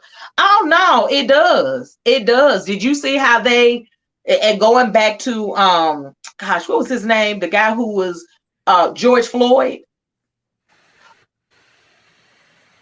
Prior to the march, they weren't even being picked up. They didn't even pick up the police officers. The police officers were at home with their families.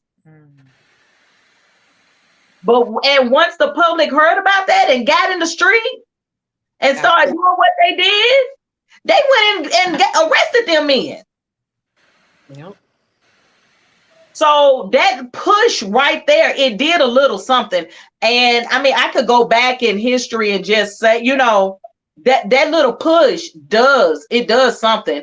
It applies some pressure because governors and mayors don't want their cities to be on CNN, MSNBC, and all these other news channels where people tearing up downtown, marching in the street. They don't want their city to be the city of civil unrest.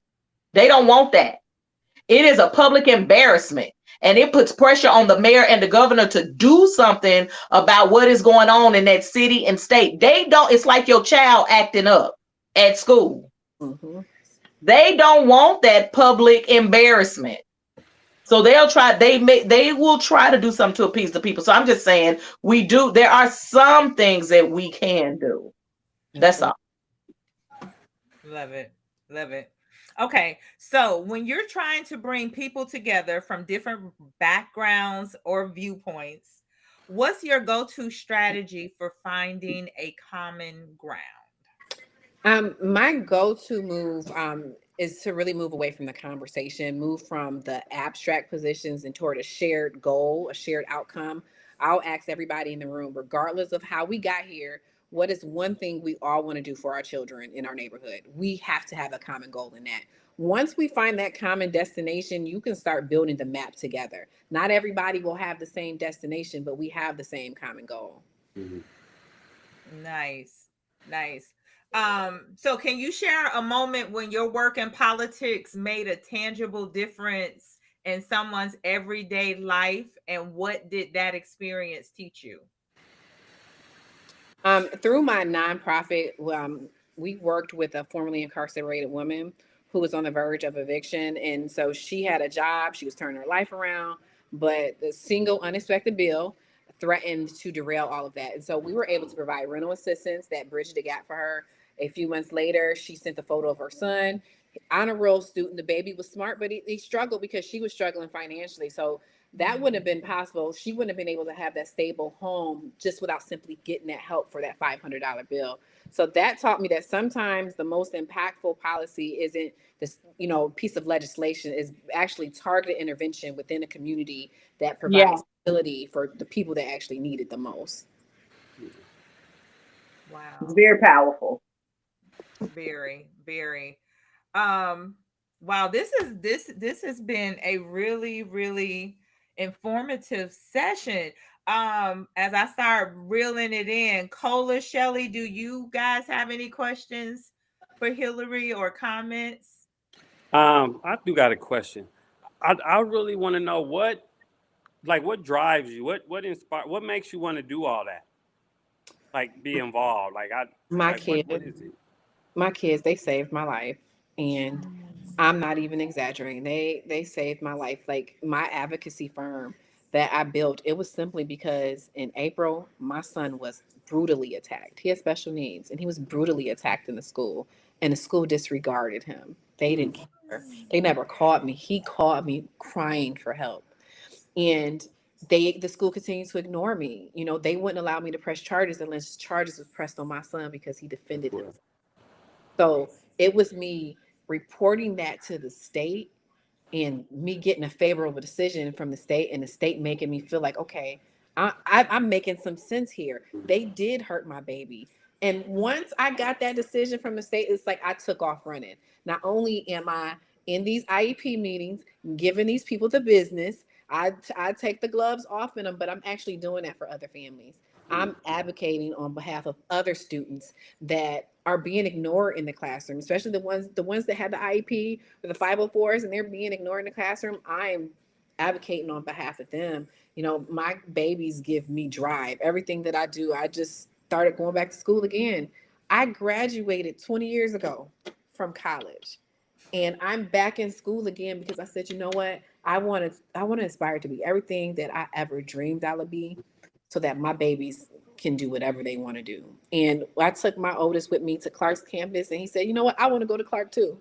So, just setting that example, they give me drive, and I'll turn it around and put it right back in them. That's what's up. That's what's up. I love it. I hate that happened to your son. I know. Yeah. I appreciate it, but you know what? Sometimes God use certain situations as a vehicle for us to make change. And it's a terrible thing that happened to him, but my baby gonna have a law named after him when this is all over with, because I won't let up. My feet is not coming off the gas. And so I actually changed things in not only DeKalb County, but in the state. So, it's going to be called Zacharias Bill one day, but when all the other kids are getting the resources that they need, it's going to, because my son was used as a vehicle to make that change.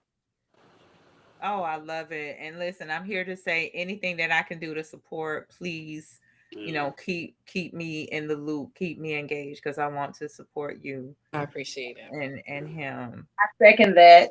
I appreciate And I'm gonna just third it and say you should have called me. I'd have went up to the school. You And know, took my little brother there to kick some butt. the old me wanted to, act different, but I couldn't. I had to do the right thing, although I came up there ready to go.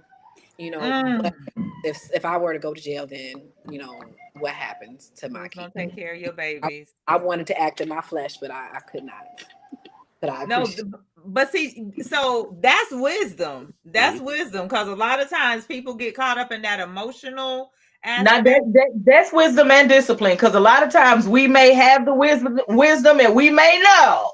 But we ain't gonna, Baby, don't stop nothing. baby, not with Now, the and baby. thank God that I had my babies older in life, because had my babies in my 20s, like my other friends, I probably would have been in jail. It was like, okay, I got this job. I can't even get any small infraction. I work for the government. I can't have one small infraction. I lose my job. Then who's going to take care of my kids? I had to put on my big girl panties and That's all. Say we a got to mama. grow up sometimes. But you are winning in the biggest way possible. So where you would have made that just about him, the way you're going about it now, actually having a law or bill put in his name, a whole bill written up around that whole situation. I mean, you've moved a mountain. Yeah, that's the goal, because I don't want it happen to any other kids. And his power and your power back in such a huge way. Yeah, and I'm taking it back for him, because he's actually not in school. School started, he's still not in school, because I'm still fighting the school system, and I see that happen all the time to other families. I'm in so many special needs groups on Facebook, and I see families complaining about the very same things in the cab, especially. 2 weeks, the day that my son was actually jumped, 2 weeks prior to that, they announced it on the news. And 2 boys jumped a teacher in DeKalb County schools. And the superintendent said, I don't want to criminalize the students. So no action was done. They jumped a teacher. And so it's like, it shows from the top to the bottom, nobody truly cares about the kids. It wasn't about criminalizing them, but you don't want to criminalize them, but you want to penalize my son, the victim, So it's about making change in the school system and in its entirety, from superintendent down to principals, down to staff, because even teachers wrote false statements and lied, in their report to the state. And had I not had text messages to prove otherwise, things may not have gone my way. Oh, wow.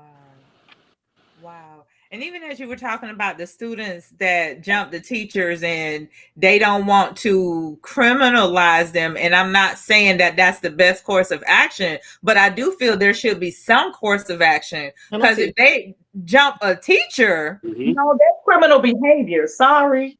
Well, yeah, but I know what they're going with that. But yeah, I get the whole school to prison pipeline. I understand that. But my son's attackers had 1 day of in-school suspension, and they refused to allow me to press charges. So it's not about criminalizing, but it's about having accountability for our behaviors. And these weren't little kids; these were high school students that jumped the teacher. So you can name it what you want: criminalizing, accountability, punishment, whatever you call it, consequences. Something needs to happen. I mean, I don't care what title you put on it, but those children who jump the teacher should not have the same privileges as normal children sitting in the school chairs listening to the teacher every day. Absolutely. They shouldn't have those. Yeah, they're not teachable. You have the goal to jump somebody who's elder to you. It really and you got away with it. So guess what? You definitely, that's setting themselves up to attack or disrespect any other adult out there, any random person. I don't like that. What you were gonna say, Shelly? I was gonna say jump anyone for that matter, even with her child. Just if you don't got it, I'm old school, so if you need help, you need the consequence. Butter, stand down. Hey, I'm finna say, let me sit down. Stand down, Butter. No, but you know what? Those principles still work, and they still need to be used. That's a basic principle. You have to put children in their place, period. You cannot for one time ever let them think that they on your same level. What you think in their immature minds, when they believe that they're on your level with with the immaturity that they have, do you think they really go give you the respect that you deserve or even listen to your teaching? However you teaching as a parent, coming from a parental perspective, a teacher, a preacher, whatever, do you think they go listen to your teaching and your guidance if they feel like they're on your level? Right. Right. When Treat there's you like no they treat their consequences, friends. behavior will continue anyway. So Yeah. Absolutely. So And that's no. ultimately what I'm saying. Like, I feel something should have been done in that equation. Like, Yeah. I yeah. think that's part of the problem. We're not mandating the hierarchy, and you don't have to do that in a strict and stern way. But there is a hierarchy. Mm-hmm. There's hierarchy. Mm, wow. Wow. Oof. Child, this it's craziness going on out here for sure. For real, Yeah. for real. But yeah, kind of I think I might be glad you didn't have Shelly's information because I didn't want Shelly to roll up You on know what I'm saying? yeah, yeah, the old him would have popped up. Hey, He it's would have hey, popped out and showed hey, with her son, point him out. Who did this? it's so funny because after it happened to my son actually expected me to do that. He's like, why didn't you go fight?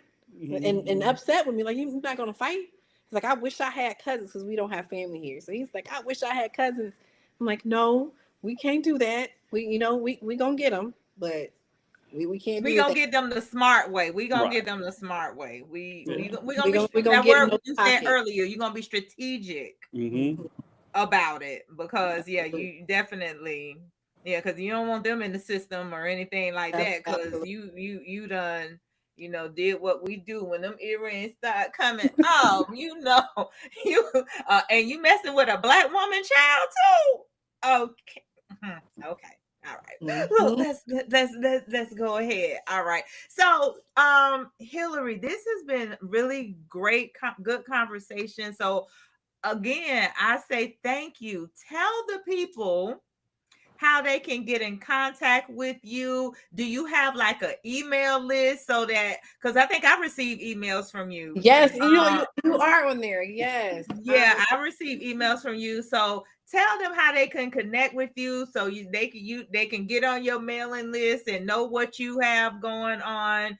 Tell people about this new adventure of the bookstore. I'm so Yes. excited for you because you said you didn't have that when we met some Mhm. 6 months back. So that's something that has transpired over the next couple months. Tell the people some information, some good stuff Yeah. about you. If you want to subscribe to my newsletter to really know what's happening in the community and worldwide, I send out a monthly newsletter. You can actually go to HilerieLind.com. And I spell my name really funny, but I think it's on the screen. So you should be able to find that, HilerieLind.com. And then on social media, you can find me Hilerie Lind underscore on Instagram and Hilerie Lind on Facebook. I post a lot and I provide a lot of resources and opportunities for people.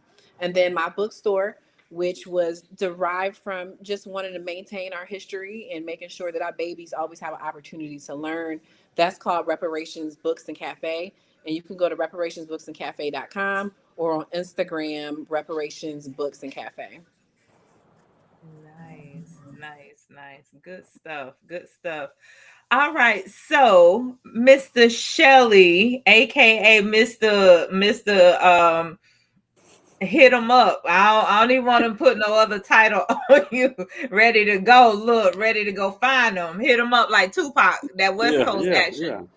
Yeah. Uh any final words for the people and how of course can they for new viewers get in contact with you and what services do you and your daughter provide? Mm, I think my only words, especially regarding today's topic, is get involved. If you're that concerned about it or upset or want change, you have to get involved. It's not going to happen without you. So, and if you don't get involved, don't complain about it. One, accept it how it comes. Also, real estate wise, reach out to me. Shelly.solutions is my Instagram. like I say every week, I don't have any problem with any real estate questions, small, dumb, simple, whatever it is. Contact me. Like I say, my Instagram is right there. And that's it. That's it. Sweet. What about the pooches? And all your dog needs. I got poochpastries.com for any dog treats, dog, whatever. And I'm trying to get her to venture off in the dog clothes. So, you know, find her at pooch_pastries and leave a comment saying you want dog clothes so my child could get aggressive with it. Yeah. Listen, the winter is around the corner in Georgia, our temperature has been dropping a little Yeah. bit, so I them you dogs know need to be warm. I try to tell her, but she 24, so they think they know it all at that age. So all I can do is just lead her in the right direction, and that's it. So Drop the seed. Just yeah, drop drop the the seed. Drop seed, the and she seed. been watching me Yeah. all her life, so she know how Yeah. our business is, and so get to it. But real Yeah. Listen, estate wise, reach out to me, add me on Instagram. I'm here for whatever. I Yeah. love it. I love it. Cola, any final words for the people? I'm just backing Shelly. Just get involved. Get involved because your vote counts. And if it doesn't, what do you have to lose by voting? And another thing I want to say is try to position yourself where you can almost be independent as much as possible without even having to rely on the government. Try to be as independent as possible so you do not have to rely on them. Because as we see, when they have their temper tantrums like Donald Trump, and I mean, things are on, then they're off, on and off. So government dependency can be a big downfall. So try to position yourself in life to be as independent as possible from the government.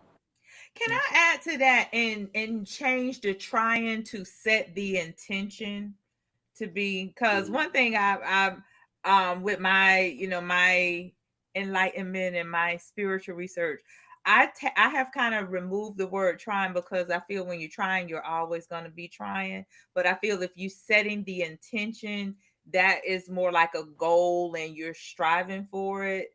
So I would like to suggest that we say set the intention, because I feel the universe responds to intentions. That's like a prayer request that's being put out, and then you put your faith on it, and you can make that a reality. Mhm. Because I want what you just said to be each person's reality, to not have to rely on the government. If I As can put much as possible. Mhm.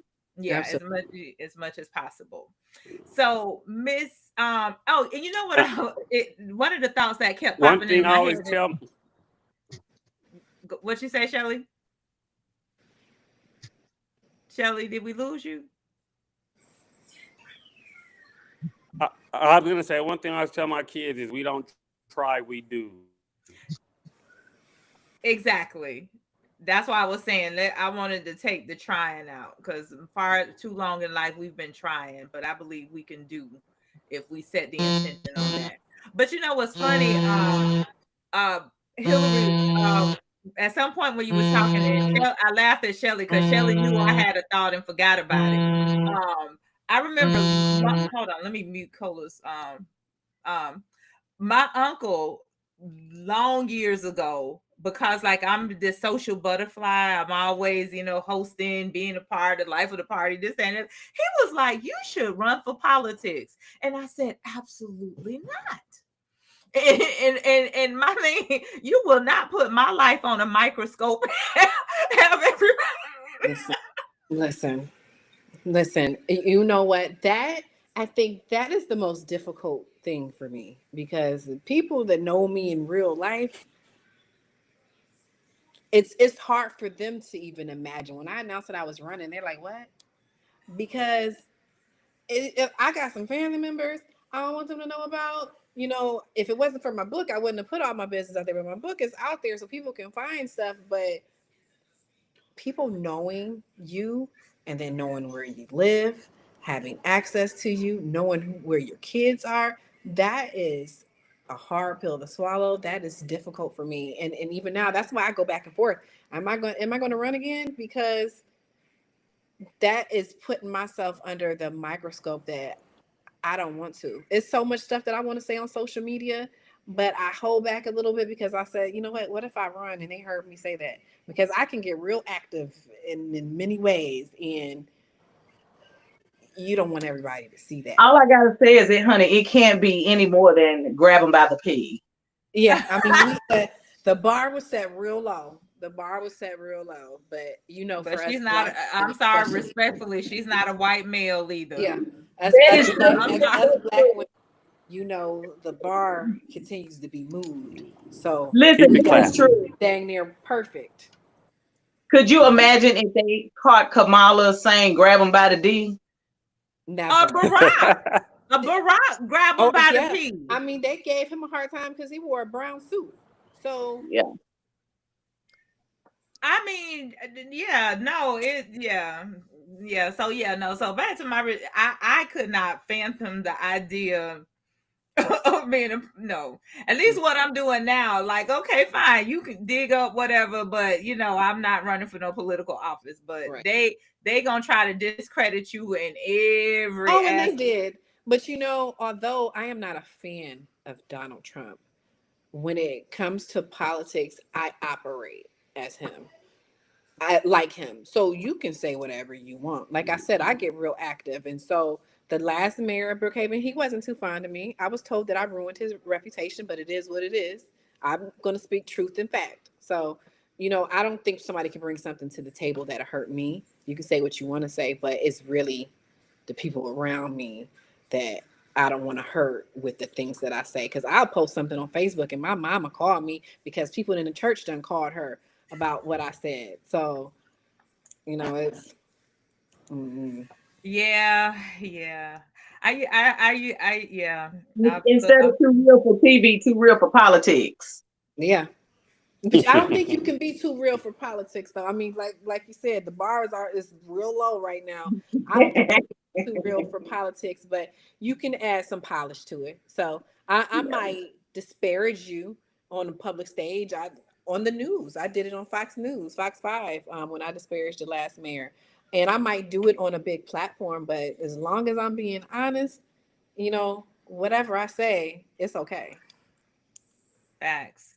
Facts. Love it. So do you have any final words for the people, Hilerie? I encourage everybody to go check your voter registrations. If you live in Georgia, go to Georgia Secretary of State website. Make sure that your registration is still active. And then I want you to check out the PSC Commission. See who's running for PSC. You have to go vote for that. We need to make some changes in that. And just in general, who's running?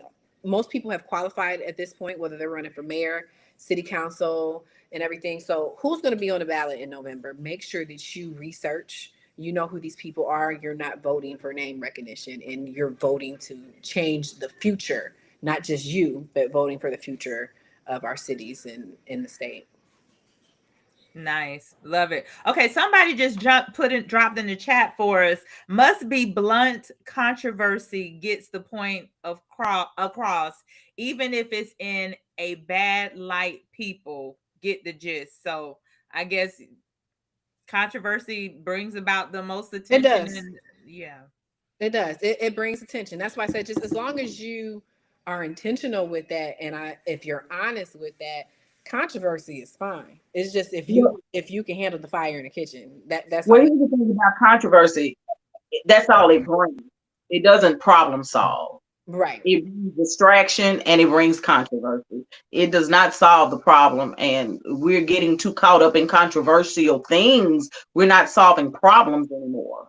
Mm-hmm. We're just totally becoming distracted with controversy. I mean, I guess it depends on what your definition of controversy might be, because people said that I was controversial when I ran, but because I was having honest speaking engagements, I went on the speaking tour and was being honest about the things in our city, and they called that controversial. Hell, I mean, if you a black woman and you loud, they say that's. But see, if you're using it that's different when you're using it as a go-to. Mm-hmm. You're just using it as a go-to for an excuse or complaint or something. Again, that in itself is controversy and a distraction. Mm-hmm. But a real controversy, such as what's going on at the White House, all of that stuff Donald Trump it's a distraction.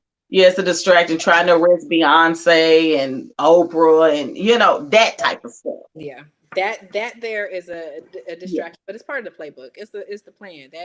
That's somewhere on the list of what to do to get the things that I need to accomplish. Start a fire over here and then and go over there. Again, Controversy is good when it's the truth. but that's not what we're talking about. I mean, you talking about arresting Beyonce? Okay, come on now. Wait, who was talking about arresting Beyonce? Donald Trump had it a Yeah, couple of weeks and ago. Meg the Stallion. Yeah, a couple of weeks ago, he was talking about arresting her and arresting Oprah and not letting who was that the comedian that he had gotten into it with? She now lives in Europe, and he was trying to cancel Rosie. her. Yeah, Rosie O'Donnell, and he was trying to cancel her citizenship because she was making disparaging comments about him. So stuff like what type of president can counsel somebody who is American, who was born in America, whose parents are American, and just because she lives out the country now want to cancel her American citizenship? Like, I mean, just stuff like that. Okay, so that was another thought that I had early. We still getting ready to wrap this up, but he has bullied people to not even go against him. Like a lot of the stuff that he is doing, it's like he gets to pass it. Well, of course, it goes to Congress and all that stuff, but it's just like not far from dictatorship, but don't want to open that can of worms. But it's just like he a lot of people don't want to disagree with him. It's almost like, what dirt do you have on everybody? And then of course, to have them, nobody wants to challenge him. That's what I've been seeing a lot of. And Shelly, I'm not even finna get into this with you tonight because I know you coming. You know, I'm a. I know you coming. No, I'm not gonna start. I'm just gonna say it just falls back to controversy.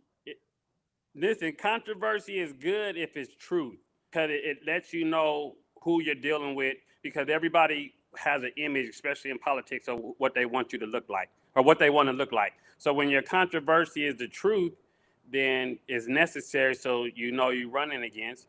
And if you're gonna take the gloves off and fight, make sure your glass is clean too. Because if you're gonna come for me, I'm gonna figure it out too for you. But it don't matter It's how just dirty his business. glass is. He gonna always be all right. This man been dirty from before he even got on the ballot again. No, I'm just saying it for right, but not really speaking on Trump. But I think his mentality is, if you come for me, that's fine. Just make sure you don't have nothing, because we're gonna air it all out. Yeah. Now I agree with you on that. I agree with you. I can't. Look.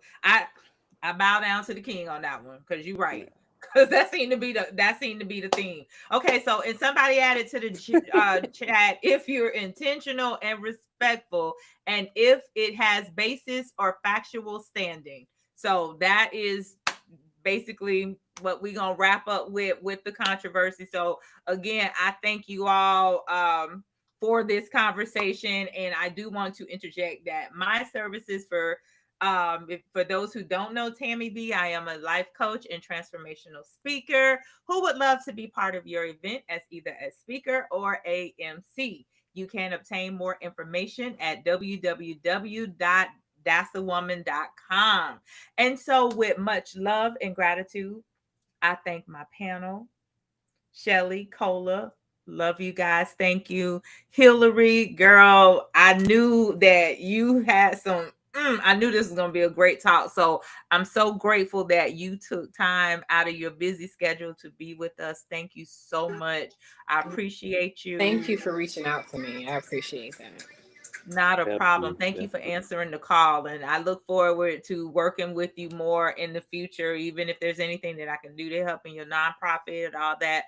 Let's get together, let's collab and make some things happen. And to my viewers, again, I thank you all for participating in this conversation. And again, if you're not part of our community, I invite you to subscribe to receive future notifications, as we are here weekly at 7:30 p.m. Eastern time.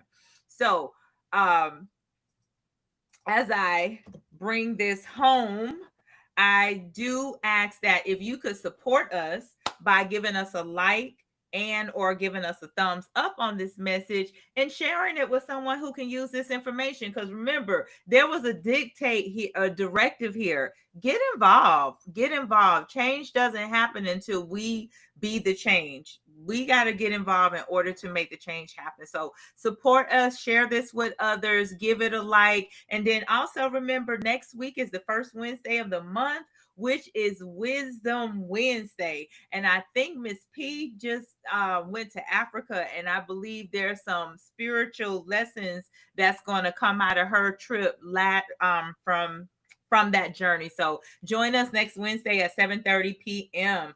Also, if you're able to on Monday, yours truly will be on www.mixradio106radio.com as a co-host. So I'll be all aboard the money train. So tune in and catch me and the CEO DC as we take you on a ride on Monday morning, which is a holiday Labor Day weekend. So in advance, I say happy Labor Day to everyone. I hope you all have a safe and happy Labor Day. And in honor of August being Happiness Happens Month, I leave you all with this. Happiness is found in the simplest things. It can be found in gratitude, in a kept promise, in a good conversation, in love, in friendship, in an achieved goal, in a fond memory, in all the simple magnificence of life. My words to go with that for you: look around you. There are many reasons to find happiness, which really starts within you. Yes, catch that. True happiness lies within you. With that being said, stop putting your happiness off for future events. I'll be happy when I land that dream job, marry my dream person, win, win, win, win, win. Time to start being happy and grateful now. When that happens, you start attracting those things that you desire that can add more happiness to your life. And for the external world, give yourself permission to learn to appreciate that happiness can be in the simple things in life. For instance, something as simple as the life you're living, the air you're breathing, even a smile. Did you know a smile can bring both you and others happiness? It can raise the vibrational frequencies that are flowing in the universe. So make it a point to spread some happiness to strangers you encounter. You never know the impact you could have on your brothers and your sisters. Stay amazing. Peace, love, and blessings. And good night.